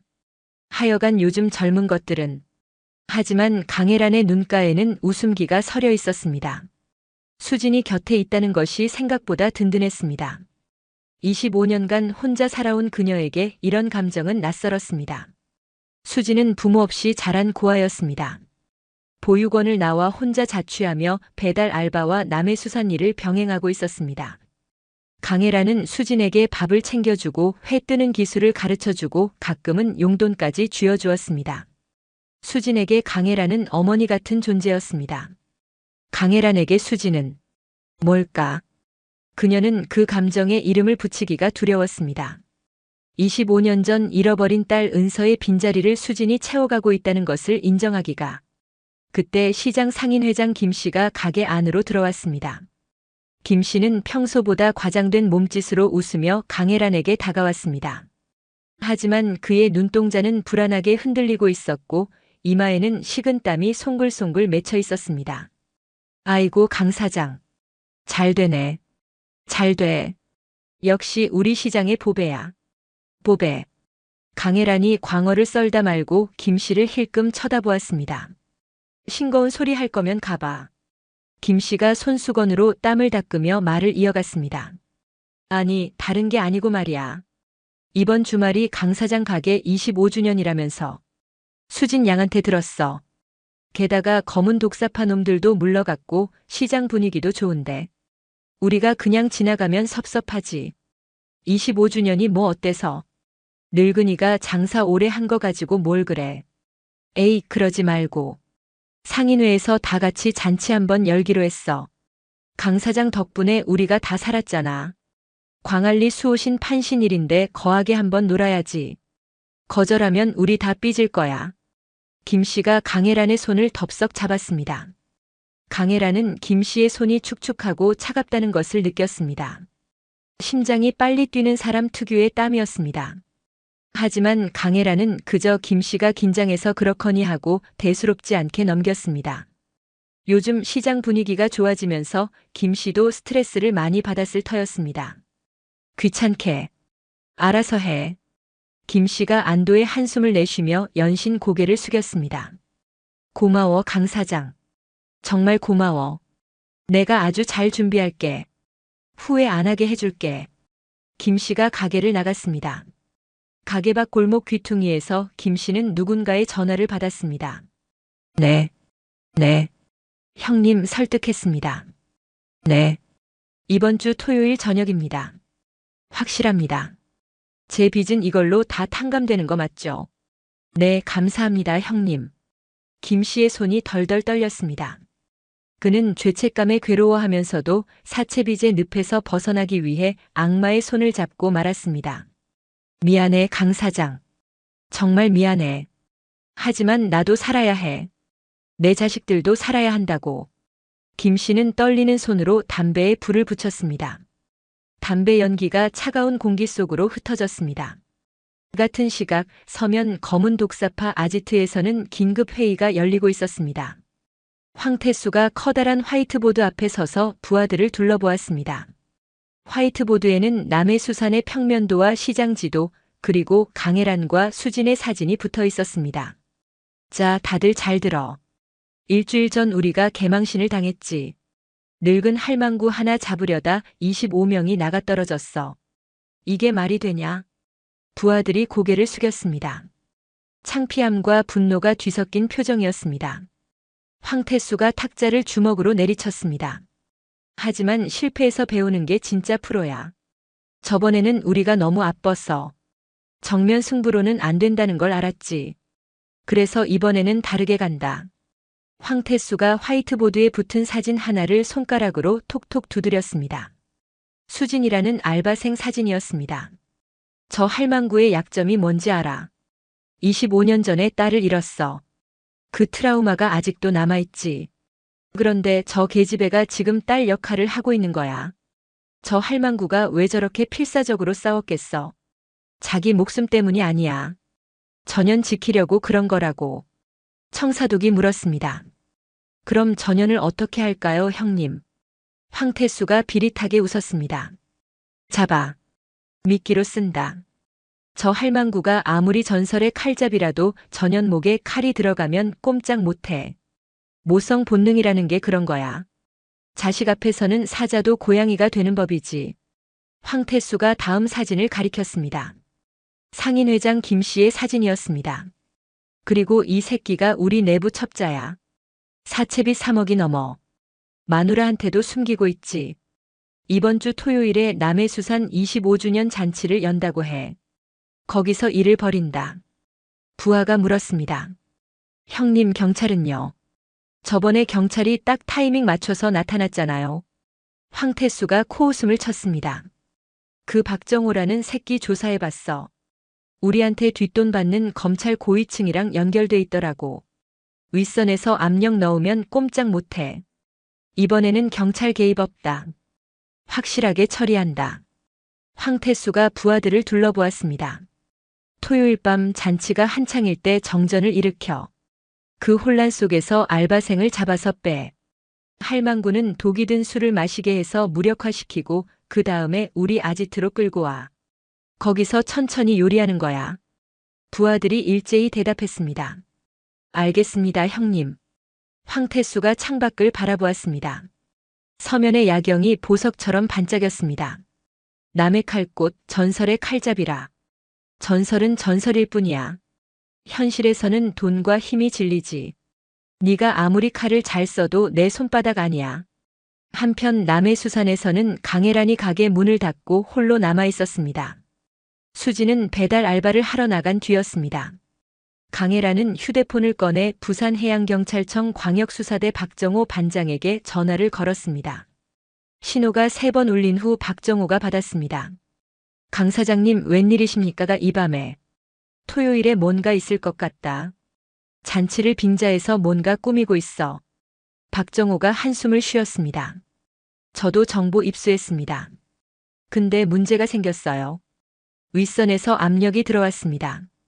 토요일에 우리 병력 투입 못합니다. 뭐? 검찰 쪽에서 맡고 있어요. 검은 독사파가 뒷돈을 먹인 모양입니다. 저도 어쩔 수가 없어요. 강혜란이 이를 악물었습니다. 그래서 나보고 어쩌라고. 혼자 알아서 하라는 거야. 박정호가 잠시 침묵했습니다. 죄송합니다, 강 사장님. 저도 최선을 다하고 있는데 이번엔 진짜 손이 묶였습니다. 대신 하나 알려드릴 게 있어요. 상인회장 김씨, 그 새끼 이중 첩자입니다. 검은 독사파한테 붙었어요. 잔치 때 강 사장님한테 뭔가 먹일 겁니다. 조심하십시오. 전화가 끊겼습니다. 강혜라는 휴대폰을 내려다보았습니다. 김씨가 배신자라니. 어쩐지 손이 차갑더라. 강혜라는 창밖을 바라보았습니다. 까만 밤하늘에 구름이 달을 가리고 있었습니다. 폭풍 전야의 고요함이 느껴졌습니다. 좋아. 덫을 놓겠다면 나도 덫을 놓지. 누가 사냥꾼이고 누가 사냥감인지 보여주마. 강혜라는 서랍에서 낡은 수첩을 꺼내 무언가를 적기 시작했습니다. 토요일 밤을 위한 작전 계획이었습니다. 토요일 잔치를 사흘 앞둔 수요일 밤이었습니다. 강혜라는 가게 문을 일찍 닫고 창고로 들어갔습니다. 창고 안쪽 벽에는 낡은 샌드백이 천장에 매달려 있었습니다. 25년 전 이 가게를 처음 열었을 때 달아놓은 것이었습니다. 언젠가 다시 쓸 날이 올지도 모른다는 생각에 버리지 못했던 물건이었습니다. 샌드백은 세월의 흔적을 고스란히 담고 있었습니다. 가죽은 갈라지고 색이 바랬으며 매달린 체인에서는 녹슨 냄새가 났습니다. 하지만 아직 쓸 수는 있었습니다. 강혜라는 손목과 손가락에 압박 붕대를 감았습니다. 류머티즘으로 퉁퉁 부은 관절들이 욱신거렸지만 개의치 않았습니다. 왼손 약지가 없는 자리에도 붕대를 단단히 감았습니다. 후. 깊은 숨을 내쉬고 주먹을 쥐었습니다. 첫 번째 펀치가 샌드백을 강타했습니다. 퍽. 둔탁한 소리와 함께 샌드백이 크게 흔들렸습니다. 어깨에서 비명 같은 통증이 밀려왔습니다. 하지만 강혜라는 멈추지 않았습니다. 둘, 셋, 넷. 리드미컬하게 주먹을 뻗었습니다. 25년간 굳어버린 근육과 감각을 깨우기 위해 고통을 삼키며 주먹을 내질렀습니다. 이마에서 흐른 식은땀이 주름진 뺨을 타고 턱 끝으로 떨어졌습니다. 땀방울이 시멘트 바닥에 작은 얼룩을 만들었습니다. 5, 6, 7. 펀치를 내지를 때마다 온몸의 근육이 비명을 질렀습니다. 팔이 뻣뻣하게 굳고 어깨가 결리고 허리가 뻐근했습니다. 젊었을 때는 100발을 쳐도 끄떡없었는데 지금은 10발만 쳐도 숨이 찼습니다. 하지만 멈출 수 없었습니다. 토요일 밤 그녀는 다시 한번 싸워야 했습니다. 그리고 이번에는 질 수 없었습니다. 수진을 지켜야 했으니까. 강혜라는 주먹질을 멈추고 이번에는 발차기 연습을 시작했습니다. 옛날만큼 높이 차오르지는 않았지만 정확도만큼은 여전했습니다. 샌드백의 특정 부위를 노리고 찬 발이 정확히 그 지점을 맞췄습니다. 신장 위치, 간 위치, 명치 위치. 인체의 급소를 하나하나 확인하듯 차례로 가격했습니다. 퍽, 퍽, 퍽. 규칙적인 타격음이 창고 안을 채웠습니다. 1시간쯤 지났을까? 강혜라는 땀에 흠뻑 젖은 채 바닥에 주저앉았습니다. 숨이 거칠게 몰아쳤습니다. 심장이 터질 듯이 뛰었습니다. 하, 하, 하. 역시 나이는 못 속여. 몸이 말을 안 듣는군. 강혜라는 떨리는 손으로 물병을 집어들고 물을 마셨습니다. 차가운 물이 목을 타고 넘어가자 조금 정신이 들었습니다. 강혜라는 창고 구석에 숨겨두었던 낡은 금고를 열었습니다. 금고 안에는 여러 가지 물건이 들어 있었습니다.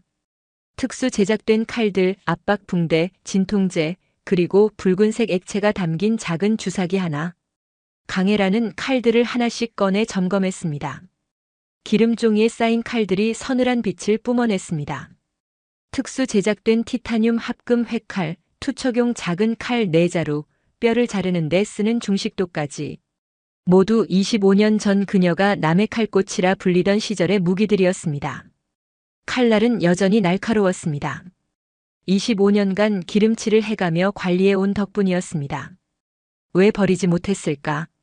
강혜라는 스스로에게 물었습니다. 대답은 알고 있었습니다. 언젠가 다시 쓸 날이 올 것이라는 것을 본능적으로 알고 있었기 때문이었습니다. 강혜라는 주사기를 집어들고 찬찬히 살펴보았습니다. 25년 전 조직의 의사가 만들어준 아드레날린 칵테일이었습니다.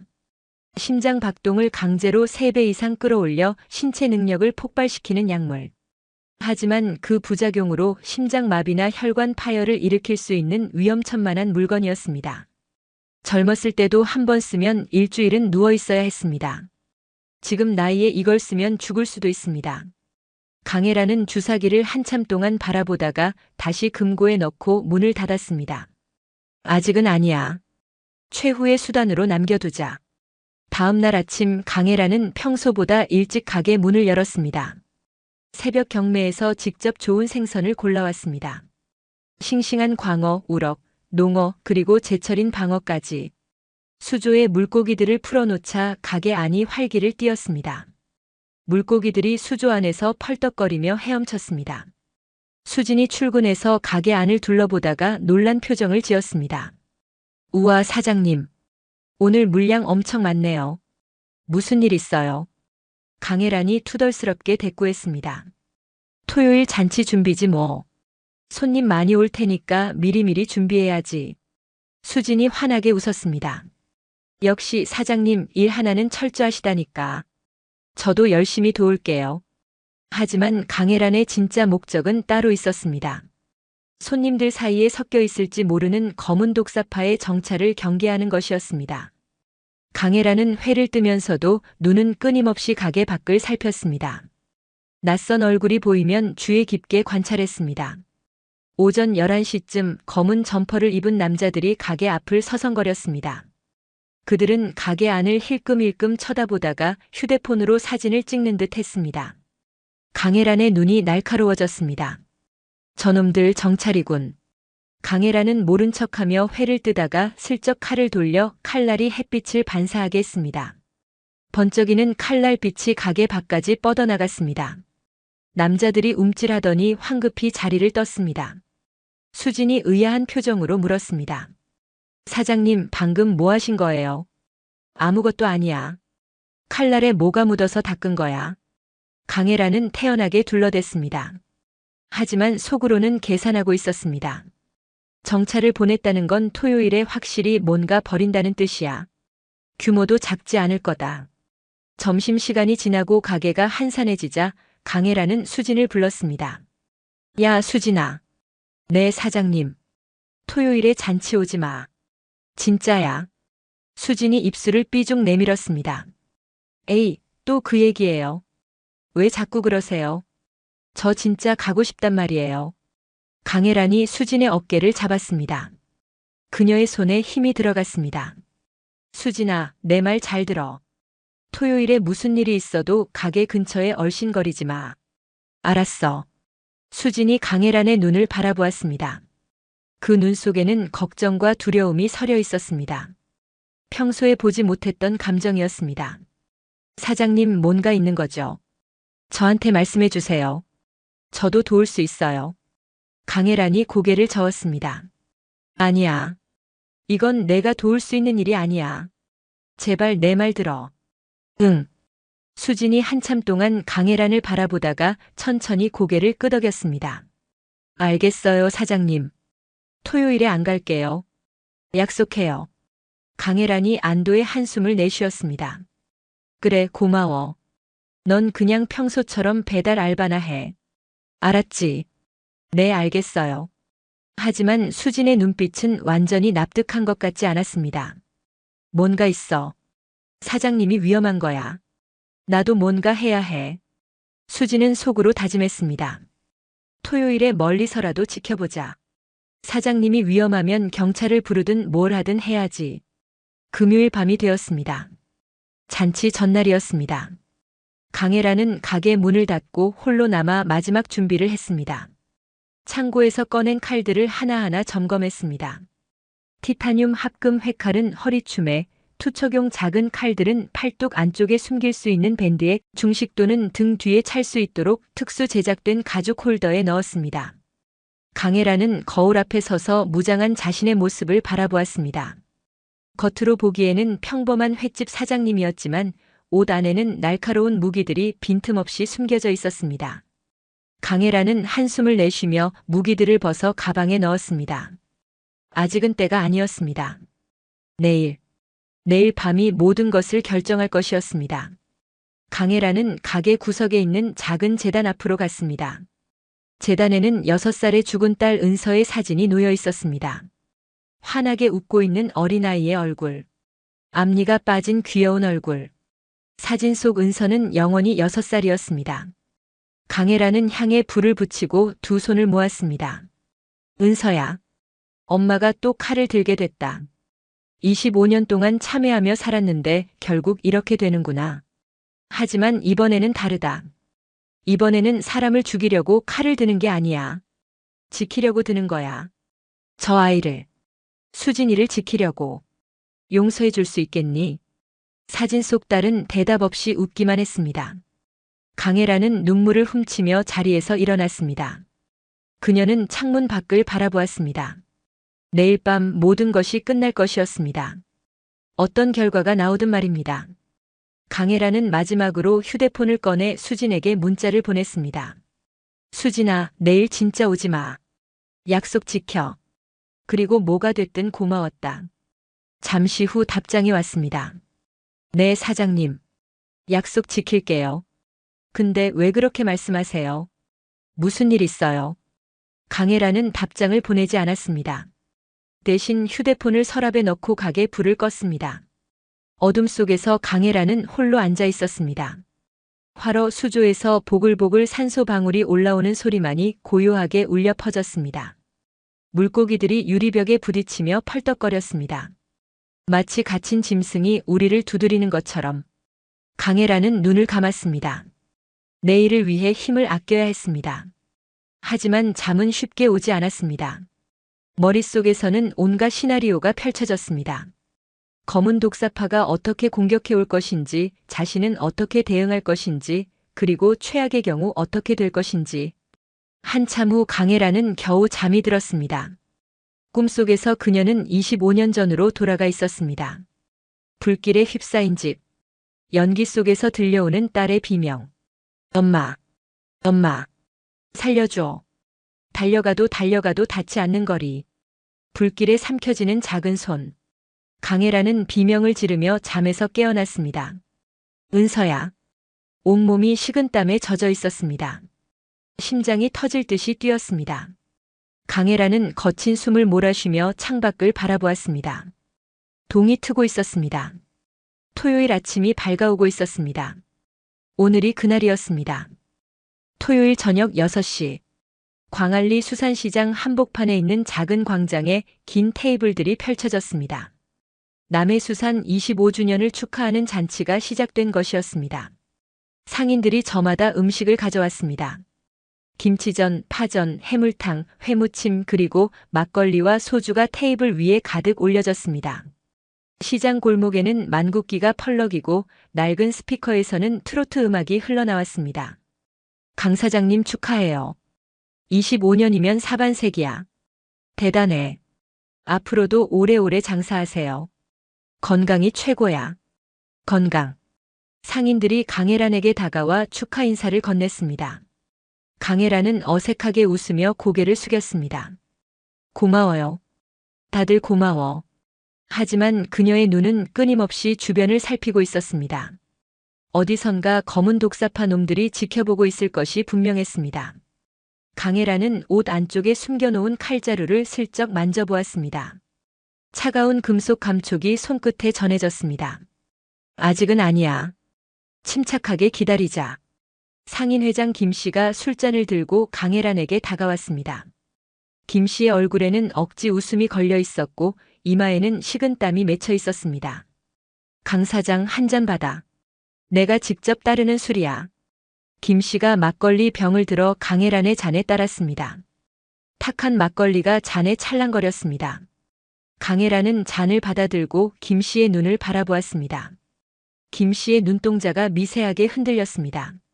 손도 떨리고 있었습니다. 강혜란은 속으로 한숨을 쉬었습니다. 역시 이 술에 뭔가 들어있군. 불쌍한 놈.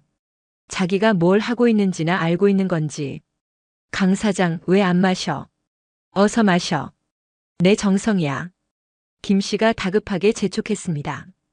강혜란은 잔을 입에 가져가는 척하다가 뒤에서 누군가 부르는 소리에 고개를 돌렸습니다. 그 틈에 슬쩍 잔의 술을 옆에 있던 화분에 쏟아버렸습니다. 그리고 빈잔을 들어올리며 말했습니다. 잘 마셨어. 고마워. 김 씨의 얼굴에 안도와 죄책감이 동시에 스쳤습니다. 아, 그래. 잘 마셨어. 좋아. 좋아. 저녁 7시가 넘어가자 잔치는 절정에 달했습니다. 상인들이 어깨동무를 하고 노래를 부르고 춤을 추었습니다. 술에 취한 사람들의 웃음소리가 시장 골목을 가득 채웠습니다. 강혜란은 한쪽 구석에 앉아 상황을 주시했습니다. 그때 시장 입구 쪽에서 익숙한 실루엣이 보였습니다. 수진이었습니다. 오지 말라고 했는데 왜 온 거야? 강혜란의 심장이 쿵 내려앉았습니다. 수진은 시장 입구 가판대 뒤에 숨어서 잔치 광경을 지켜보고 있었습니다. 바보 같은 년.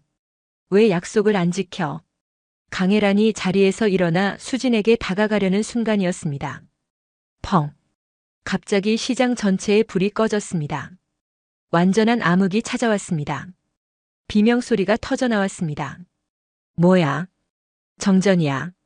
아이고 깜깜해. 누구 손전등 없어. 사람들이 우왕좌왕하며 서로 부딪혔습니다. 테이블이 넘어지고 그릇이 깨지는 소리가 어둠 속에서 울려 퍼졌습니다. 강혜란은 즉시 본능적으로 움직였습니다.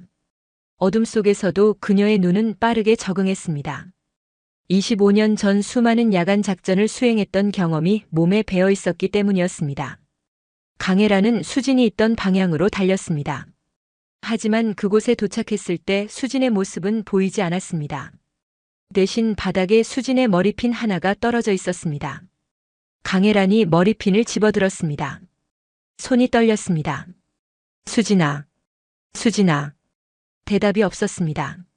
어둠 속에서 검은 옷을 입은 남자들의 실루엣이 시장 밖으로 빠져나가는 것이 보였습니다.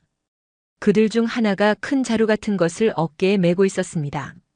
자루 안에서 꿈틀거리는 움직임이 보였습니다. 이 개새끼들. 강혜란이 이를 악물고 뒤쫓으려는 순간 뒤에서 누군가 그녀의 팔을 잡았습니다. 청사독이었습니다. 언제 다가왔는지도 모르게 그가 강혜란의 등 뒤에 서 있었습니다. 그의 손에는 권총이 들려 있었습니다. 총구가 강혜란의 옆구리를 겨누고 있었습니다. 움직이지 마, 할망구. 저 계집의 목숨이 아까우면 순순히 따라와. 강혜란의 온몸이 굳었습니다. 손은 칼자루 위에 있었지만 움직일 수 없었습니다. 수진의 목숨이 걸려 있었기 때문이었습니다. 청사독이 비릿하게 웃었습니다. 전설의 남의 칼꽃이 이렇게 허무하게 잡히는구만. 역시 약점이 있으면 끝이야. 자식 앞에서는 사자도 고양이가 되는 법이지. 강혜란이 낮게 으르렁거렸습니다. 수진이한테 손 떼면 죽는다. 청사독이 콧방귀를 뀌었습니다. 협박은 우리가 하는 거야.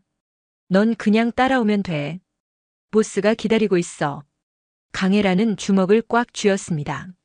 손톱이 손바닥에 파고들었습니다. 피가 났지만 느끼지 못했습니다. 머릿속에서는 수진의 얼굴만이 맴돌았습니다. 환하게 웃던 얼굴. 사장님 하며 따르던 목소리. 25년 전 잃어버린 딸 은서의 모습과 겹쳤습니다. 또 잃을 수는 없어. 절대로. 강혜란은 천천히 손을 들어 올렸습니다. 항복의 표시였습니다. 알았어. 따라갈게. 대신 수진이한테 손대지 마. 청사독이 만족스럽게 고개를 끄덕였습니다. 현명한 선택이야. 가자. 청사독의 부하들이 강혜란의 팔을 비틀어 뒤로 묶었습니다. 거친 밧줄이 살을 파고들었습니다. 강혜란은 저항하지 않았습니다. 지금은 때가 아니었습니다. 수진이 어디에 있는지, 얼마나 많은 적이 있는지 파악해야 했습니다. 싸우려면 상황을 알아야 했습니다. 그들은 강혜란을 검은 승합차에 태웠습니다. 차 안에는 이미 다른 조직원들이 타고 있었습니다. 그들의 눈빛에는 승리감이 가득했습니다. 야, 이게 그 전설의 칼잡이라고. 그냥 늙은 할망구잖아. 껄껄껄. 강혜란은 눈을 감고 아무 말도 하지 않았습니다. 대신 차가 움직이는 방향과 시간을 머릿속에 기록했습니다. 좌회전, 직진, 우회전, 다시 직진. 약 20분 정도 달린 것 같았습니다. 차가 멈추고 문이 열렸습니다. 짭짤한 바다 냄새가 코를 찔렀습니다. 그리고 녹슨 쇠 냄새, 기름 냄새가 뒤섞여 있었습니다. 폐조선소군.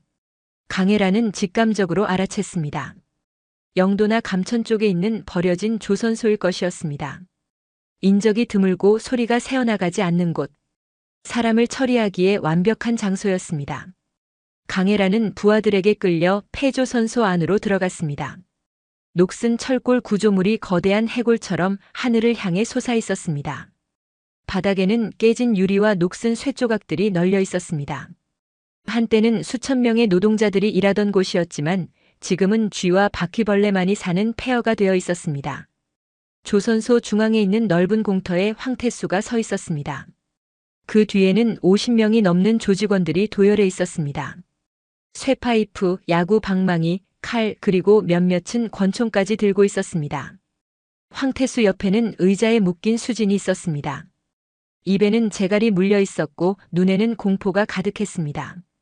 수진이 강혜란을 보자 으으하며 울먹였습니다. 수진아. 강혜란이 부르자 수진의 눈에서 눈물이 쏟아졌습니다. 황태수가 박수를 치며 앞으로 나왔습니다. 어이구, 감동적인 상봉이네. 전설의 남의 칼꽃이 이렇게 쉽게 잡힐 줄이야. 역시 약점을 잡으면 끝이야. 강혜란이 싸늘하게 황태수를 노려보았습니다. 수진이 놓아줘. 나를 원하는 거잖아. 황태수가 껄껄 웃었습니다. 원하는 게 뭔지 알아. 먼저 무릎 꿇어. 25년간 시장을 지키겠다고 깝쳤던 거, 우리 애들 바지 벗긴 거, 그리고 우리 체면을 바닥에 처박은 거. 그거 다 사과해. 그러면 저 계집애는 살려줄 수도 있어. 강혜란의 이가 갈렸습니다. 하지만 수진의 목에 대고 있는 칼날이 눈에 들어왔습니다. 청사독이 수진의 뒤에 서서 칼을 들고 있었습니다. 칼날이 수진의 목덜미를 살짝 누르고 있었습니다. 조금만 힘을 주면 피가 날 것이었습니다. 강혜란은 천천히 무릎을 꿇었습니다. 시멘트 바닥이 무릎에 박혔습니다. 차갑고 거칠었습니다. 조직원들이 환호성을 질렀습니다. 우와! 전설이 무릎 꿇었다. 대단해. 형님 짱이야. 황태수가 만족스럽게 고개를 끄덕였습니다. 그래, 그렇게 나오는 게 좋아. 이제 이마를 바닥에 대고 빌어. 제발 살려달라고. 그러면 생각해 볼게. 강혜란은 천천히 허리를 숙였습니다. 이마가 차가운 시멘트 바닥에 닿으려는 순간 그녀의 눈빛이 변했습니다. 노인의 눈빛이 아니었습니다. 맹수의 눈빛이었습니다. 25년간 잠들어 있던 살기가 깨어나는 순간이었습니다. 강혜란은 허리를 숙이는 동작을 이용해 등 뒤에 숨겨두었던 작은 칼 하나를 손으로 빼냈습니다. 손목을 묶은 밧줄이 느슨해진 틈을 타서였습니다. 이제 시작이다. 강혜란은 속으로 중얼거렸습니다. 수진아, 조금만 기다려. 엄마가 구해줄게. 강혜란의 손가락이 칼자루를 움켜쥐었습니다. 밧줄이 아직 손목을 묶고 있었지만 한쪽 손은 자유로웠습니다. 충분했습니다. 강혜란은 숙인 자세 그대로 눈만 들어 주변을 살폈습니다. 황태수까지의 거리 약 5m. 수진을 붙잡고 있는 청사도까지 7m. 주변 조직원 50여 명. 무장 상태 쇠파이프와 야구 방망이가 대부분이고 권총을 든 놈은 셋. 불리한 상황이었습니다. 하지만 강혜란은 이보다 더한 상황에서도 살아남았던 사람이었습니다. 결정적인 한 방을 노려야 해. 두목을 쓰러뜨리면 나머지는 오합지졸이야. 강혜란이 허리를 숙인 채 갑자기 앞으로 굴렀습니다. 예상치 못한 움직임에 조직원들이 당황했습니다. 뭐야? 할망구가 뭐 하는 거야? 강혜란은 구르는 동작으로 가장 가까이 있던 조직원의 다리를 걷어찼습니다. 으악! 놈이 비명을 지르며 쓰러졌습니다. 강혜란은 쓰러지는 놈의 허리춤에서 권총을 낚아챘습니다. 그리고 일어서는 동시에 총구를 황태수에게 겨눴습니다. 움직이면 쏜다. 강혜란의 목소리가 폐조선소 안에 울려 퍼졌습니다. 조직원들이 얼어붙었습니다. 황태수의 얼굴에서 여유가 사라졌습니다.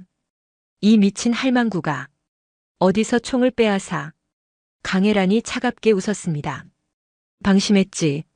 늙은이라고 얕봤어. 내가 25년 전에 어떻게 살았는지 알아. 이런 상황에서 빠져나오는 건 식은 죽 먹기야. 황태수가 이를 갈며 소리쳤습니다. 청사독. 저 계집의 목을 따. 청사독이 수진의 목에 칼을 바짝 대며 외쳤습니다. 총 버려.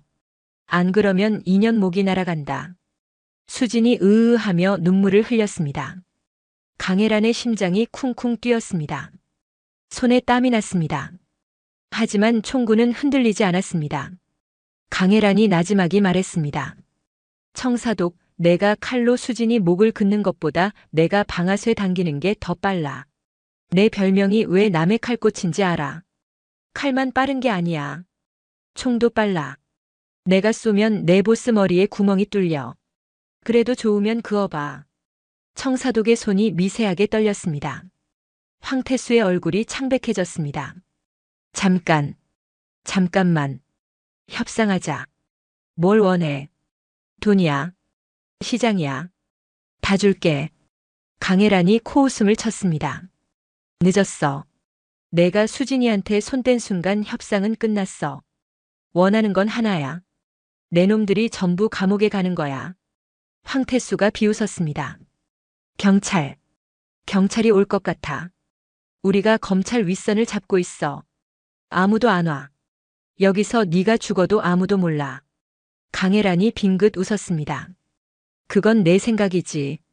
바로 그 순간 폐조선소 바깥에서 헬리콥터 프로펠러 소리가 들려왔습니다. 두두두두두.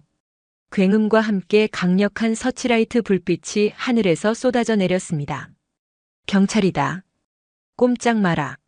확성기에서 터져나오는 고함 소리에 조직원들이 혼비백산했습니다. 뭐야? 경찰이 어떻게? 말도 안 돼. 윗선에서 막았다며. 황태수의 얼굴이 일그러졌습니다. 불가능해. 검찰에서 막았다고 했잖아. 어떻게 된 거야? 폐조선소 입구로 완전 무장한 경찰 특공대가 밀려들어왔습니다. 선두에는 박정호 반장이 서 있었습니다. 그의 옆에는 양복을 입은 중년 남성이 함께 있었습니다. 검찰총장이었습니다. 박정호가 확성기를 들고 외쳤습니다. 황태수, 넌 끝났다. 내가 뇌물 먹인 검찰 간부들 다 잡혔어. 검찰총장님이 직접 내사 지휘하셨다. 이번엔 빠져나갈 구멍 없어. 황태수의 얼굴이 파랗게 질렸습니다. 검찰총장이라고. 말도 안 돼. 그놈들이 철통같이 막고 있었는데. 박정호가 피식 웃었습니다. 강 사장님이 연락해 왔어. 내 놈들이 검찰 라인을 잡고 있다는 거. 그래서 내가 검찰총장님한테 직접 보고했지. 총장님이 의외로 정의감이 강하시더라고. 부패한 부하들 잡을 기회라며 직접 움직여 주셨어. 검찰총장이 앞으로 나섰습니다. 황태수, 자네가 뇌물 준 검사들은 이미 체포됐네. 자네도 순순히 따라오게. 더 저항하면 좋지 않을 거야. 황태수가 미친 듯이 웃었습니다. 하하, 이게 무슨 드라마야? 검찰총장이 직접 나선다고. 웃기지 마. 난 안 잡혀. 절대 안 잡혀. 황태수가 품에서 권총을 꺼내 강혜란을 향해 겨눴습니다. 다 죽여버릴 거야. 너부터 죽인다. 할망구. 황태수가 방아쇠를 당기려는 순간 강혜란의 손이 번개처럼 움직였습니다. 그녀가 들고 있던 권총이 불을 뿜었습니다. 탕. 총성이 울려 퍼지고 황태수의 권총이 허공으로 날아갔습니다. 강혜란의 총알이 황태수의 손등을 관통한 것이었습니다. 으악! 내 손! 내 손! 황태수가 비명을 지르며 바닥에 쓰러졌습니다. 피가 시멘트 바닥에 번졌습니다. 강혜란이 천천히 다가가며 말했습니다. 죽이려면 머리를 쐈겠지. 손만 쏜 건 내가 감옥에서 썩으라고 살려둔 거야. 죽는 건 너무 쉬워. 평생을 철창 안에서 후회하며 살아. 그게 진짜 벌이야. 황태수가 이를 악물며 강혜란을 노려보았습니다. 이씨. 강혜란이 황태수의 머리채를 잡고 얼굴을 들어올렸습니다. 눈을 똑바로 봐. 내가 망친 사람들, 내가 죽인 사람들, 내가 괴롭힌 사람들. 그 원한이 결국 너를 여기까지 끌고 왔어. 인과응보야. 자업자득이고 한편 청사독은 혼란을 틈타 수진을 방패로 삼고 뒷문으로 도주하려 했습니다. 비켜. 안 비키면 2년 목 단다. 청사독이 칼을 수진의 목에 바짝 대며 뒤로 물러났습니다. 경찰들이 접근하지 못하고 멈춰섰습니다. 인질이다. 함부로 움직이지 마. 청사독이 뒷문을 향해 한 발짝씩 물러났습니다. 강혜란이 청사독을 향해 걸어갔습니다. 권총은 이미 내려놓은 상태였습니다. 대신 그녀의 손에는 회칼이 들려 있었습니다. 멈춰. 더 오면 죽인다. 청사독이 소리쳤습니다. 강혜란은 멈추지 않았습니다. 한 발짝, 두 발짝, 세 발짝. 수진아, 내가 눈 깜빡이면 고개 숙여. 알았지? 강혜란이 나지막이 말했습니다. 수진이 눈물 젖은 눈으로 강혜란을 바라보았습니다. 그리고 미세하게 고개를 끄덕였습니다. 청사독이 비명을 질렀습니다. 뭐 하는 거야? 접근하지 마. 죽여버린다. 강혜란이 눈을 깜빡였습니다. 수진이 순간적으로 고개를 숙였습니다. 동시에 강혜란의 손에서 회칼이 날아갔습니다. 25년 만에 던지는 투척이었습니다. 칼이 허공을 가르며 청사독을 향해 날아갔습니다. 휙, 퍽. 칼날이 청사독의 칼을 든 손목을 정확히 꿰뚫었습니다. 으악! 청사독이 비명을 지르며 칼을 떨어뜨렸습니다. 수진이 그 틈을 타 몸을 굴려 청사독에게서 벗어났습니다. 강혜란이 청사독에게 달려들었습니다. 늙은 몸이었지만 분노가 그녀를 움직였습니다. 강혜란은 청사독의 목덜미를 잡고 바닥에 내리꽂았습니다. 쿵! 청사독의 머리가 시멘트 바닥에 부딪혔습니다. 강혜란이 청사독의 가슴 위에 올라타 주먹을 내리쳤습니다. 퍽! 퍽! 퍽! 이건 수진이 무서워한 거야. 퍽! 이건 시장 상인들 괴롭힌 거야. 퍽! 이건 내 평화를 망친 거야. 강혜란의 주먹이 청사독의 얼굴을 연타했습니다. 피가 튀고 이빨이 부러지는 소리가 났습니다. 청사독이 의식을 잃고 축 늘어졌습니다. 사장님. 수진이 달려와 강혜란을 끌어안았습니다. 두 사람 모두 피와 땀에 젖어 있었습니다. 수진이 엉엉 울었습니다. 무서웠어요. 정말 무서웠어요. 사장님이 죽을까봐. 저 때문에 사장님이 다칠까봐. 강혜란이 수진의 머리를 쓰다듬었습니다. 괜찮아. 다 끝났어. 이제 아무도 널 못 건드려. 내가 지켜줄게. 경찰들이 조직원들을 하나씩 체포했습니다. 수갑을 채우고 호송차에 태웠습니다. 황태수는 손에 붕대를 감은 채 끌려갔습니다. 그의 얼굴에는 패배감과 분노가 뒤섞여 있었습니다. 이 할망구. 두고 봐. 감옥에서 나오면 반드시. 강혜란이 피식 웃었습니다. 내 죄목이면 무기징역이야. 나올 생각 마. 박정호 반장이 강혜란에게 다가왔습니다. 강 사장님 고생하셨습니다. 덕분에 검은 독사파를 완전히 소탕했습니다. 황태수는 살인교사, 강요, 공갈, 상해 등 수십 가지 혐의로 기소될 겁니다. 재판에서 무기징역 나올 겁니다. 강혜란이 고개를 끄덕였습니다. 수고했어, 박 반장. 자네 덕분이야. 박정호가 머리를 극적였습니다. 저야 뭐 강 사장님이 다 해결하신 거죠. 저는 마무리만 한 겁니다. 폐조선소 위로 동이 트기 시작했습니다. 어둠이 물러가고 붉은 햇살이 하늘을 물들였습니다. 길고 긴 밤이 끝났습니다. 검은 독사파 소탕 작전이 끝나고 일주일이 지났습니다. 광안리 수산시장은 다시 평온을 되찾았습니다. 아니, 예전보다 더 활기차졌습니다. 뉴스에 광안리 닌자 할매가 조폭을 물리쳤다는 이야기가 나간 후로 호기심 많은 손님들이 전국에서 몰려왔기 때문이었습니다. 사장님, 여기가 그 유명한 남해수산 맞죠? 사인 좀 해주세요. 아이고, 뭔 사인이야. 생선이나 사가. 강혜란은 투덜거리면서도 입꼬리가 올라가는 것을 참지 못했습니다. 손님들이 북적이고 화로 수조가 비워지는 것을 보는 것은 장사꾼에게 가장 큰 기쁨이었습니다. 수진도 바쁘게 움직였습니다. 팔에 감긴 붕대가 아직 남아있었지만 표정은 밝았습니다. 네, 손님. 광어 한 마리요. 바로 손질해 드릴게요. 잠시만요. 수진이 능숙하게 광어를 집어들고 도마 위에 올렸습니다. 강혜란이 가르쳐준 대로 칼을 잡고 능숙하게 회를 떴습니다.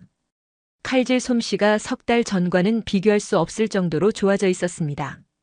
강혜란이 수진의 칼질을 흐뭇하게 바라보았습니다. 야, 제법인데.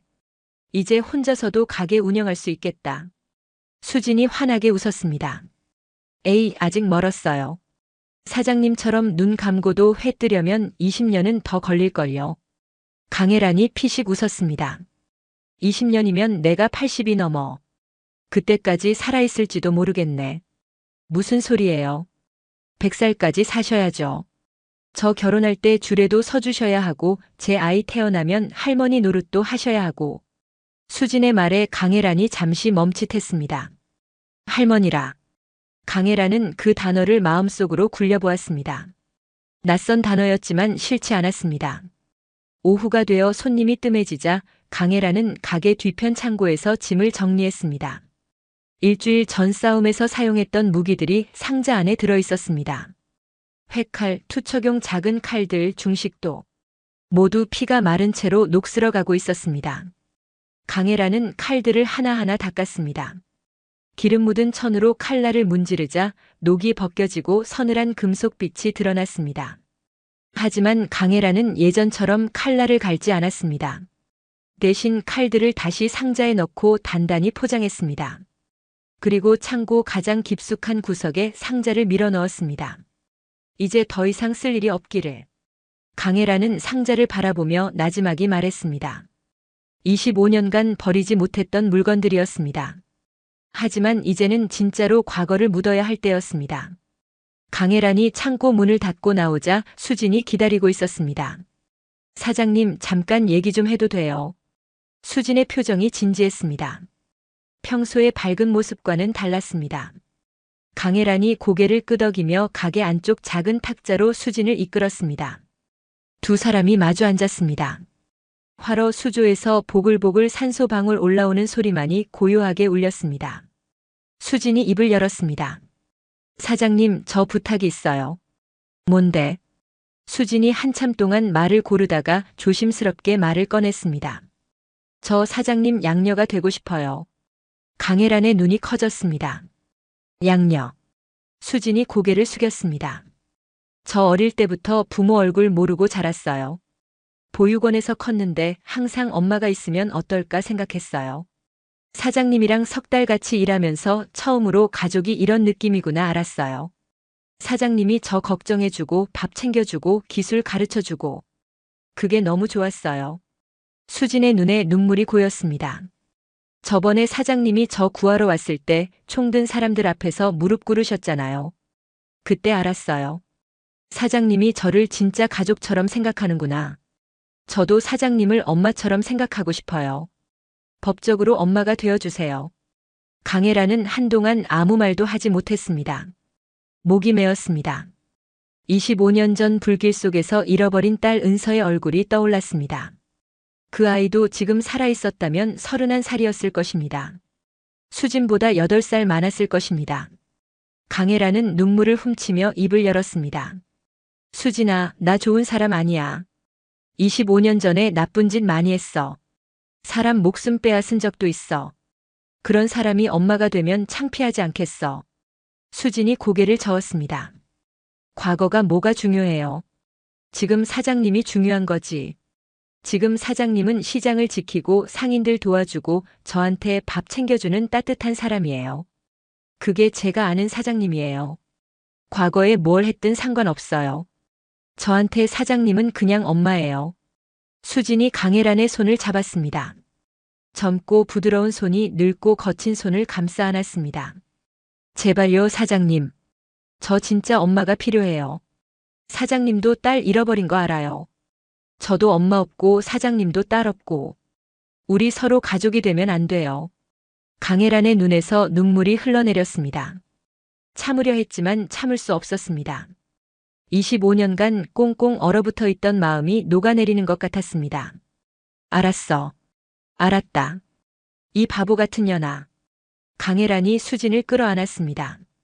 두 사람이 서로 부둥켜 안고 울었습니다. 화로 수조에서 물고기들이 펄떡거리는 소리가 들렸습니다. 바깥에서는 상인들의 호객 소리가 들려왔습니다. 생선 사세요. 싱싱한 생선이요. 평범한 오후였습니다. 하지만 두 사람에게는 새로운 시작이었습니다. 한참을 울고 나서 강혜란이 수진의 얼굴을 두 손으로 감싸며 말했습니다. 근데 법적 절차 같은 거 복잡할 텐데 알아봐야겠다. 내가 나이가 많아서 입양이 될지 모르겠네. 수진이 코를 훌쩍이며 웃었습니다. 성인 입양은 나이 상관없어요. 제가 다 알아봤어요. 서류만 준비하면 돼요. 강혜란이 어이없다는 표정을 지었습니다. 야, 이미 다 알아본 거야. 내 대답이 뻔했냐? 사장님이 싫다고 하면 땡깡 부리려고 했어요. 밥도 안 먹고 드러누워서 버티려고요. 이 녀석이. 강혜란이 수진의 머리를 가볍게 쥐어박았습니다. 하지만 그 손길은 한없이 부드러웠습니다. 며칠 후 강혜란과 수진은 구청에 가서 성인 입양 서류를 제출했습니다. 담당 공무원이 두 사람을 번갈아 보며 물었습니다. 입양 사유가 어떻게 되십니까? 강혜란이 대답했습니다. 이 아이가 내 딸이 되고 싶다고 해서요. 나도 이 아이가 딸이 됐으면 좋겠고요. 공무원이 미소를 지으며 서류에 도장을 찍었습니다. 축하드립니다. 서류 처리되면 연락드리겠습니다. 구청을 나서며 수진이 강혜란의 팔을 잡았습니다. 사장님, 아니 이제 엄마라고 불러도 되죠? 강혜란이 피식 웃었습니다. 아직 서류 처리 안 됐어. 좀 기다려. 에이, 서류가 뭐가 중요해요. 마음이 중요하지. 엄마. 수진이 장난스럽게 웃으며 불렀습니다. 강혜란의 심장이 두근거렸습니다. 엄마. 25년 만에 듣는 그 호칭이었습니다. 그래. 뭐. 강혜란이 무뚝뚝하게 대답했지만 입꼬리가 올라가는 것을 숨길 수 없었습니다. 한 달 후 남해수산 앞에는 새로운 간판이 걸렸습니다. 남해수산 대표 강혜란, 부대표 강수진. 수진의 성이 강씨로 바뀐 것이었습니다. 상인들이 축하 인사를 건넸습니다.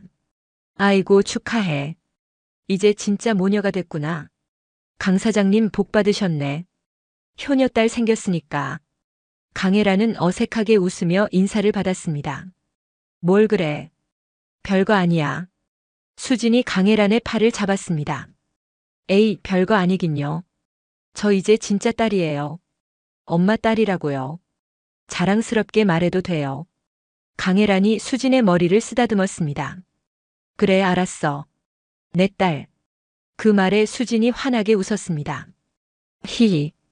그 말 듣고 싶었어요. 가게 안작은 재단에는 이제 사진이 2장 놓여 있었습니다. 25년 전 하늘나라로 간 딸 은서의 사진과 새로 가족이 된 수진의 사진이었습니다. 강혜란은 매일 아침 향을 피우며 두 딸에게 인사했습니다. 은서야, 엄마가 새 딸 생겼어. 네 동생이야. 하늘에서 지켜봐줘. 수진아, 오늘도 열심히 하자. 힘내고. 어느 평화로운 아침이었습니다. 새벽 4시 광안리 수산시장에 하루가 시작되고 있었습니다. 경매장에서 싱싱한 생선들이 쏟아져 나왔습니다. 상인들이 부지런히 움직였습니다. 남해수산 앞에서 강혜란과 수진이 나란히 서서 수조에 물고기를 풀고 있었습니다. 엄마, 오늘 광어가 좋네요. 살이 통통해요. 그래, 오늘 손님 많이 올 것 같다. 준비 단단히 해라. 네, 알겠어요. 두 사람의 대화가 시장 소음 속에 섞여들었습니다. 평범한 어머니와 딸의 대화였습니다. 특별할 것 하나 없는 일상이었습니다. 하지만 그 평범함이 얼마나 소중한 것인지 강혜란은 알고 있었습니다.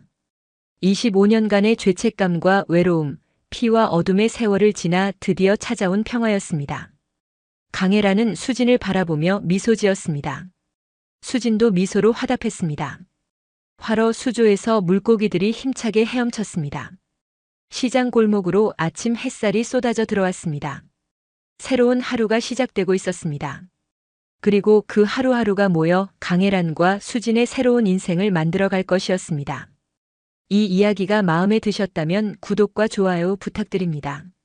다음 이야기에서 또 만나요. 여러분의 오늘 하루도 평화롭고 행복하시길 바랍니다. 지금까지 들어주셔서 감사합니다.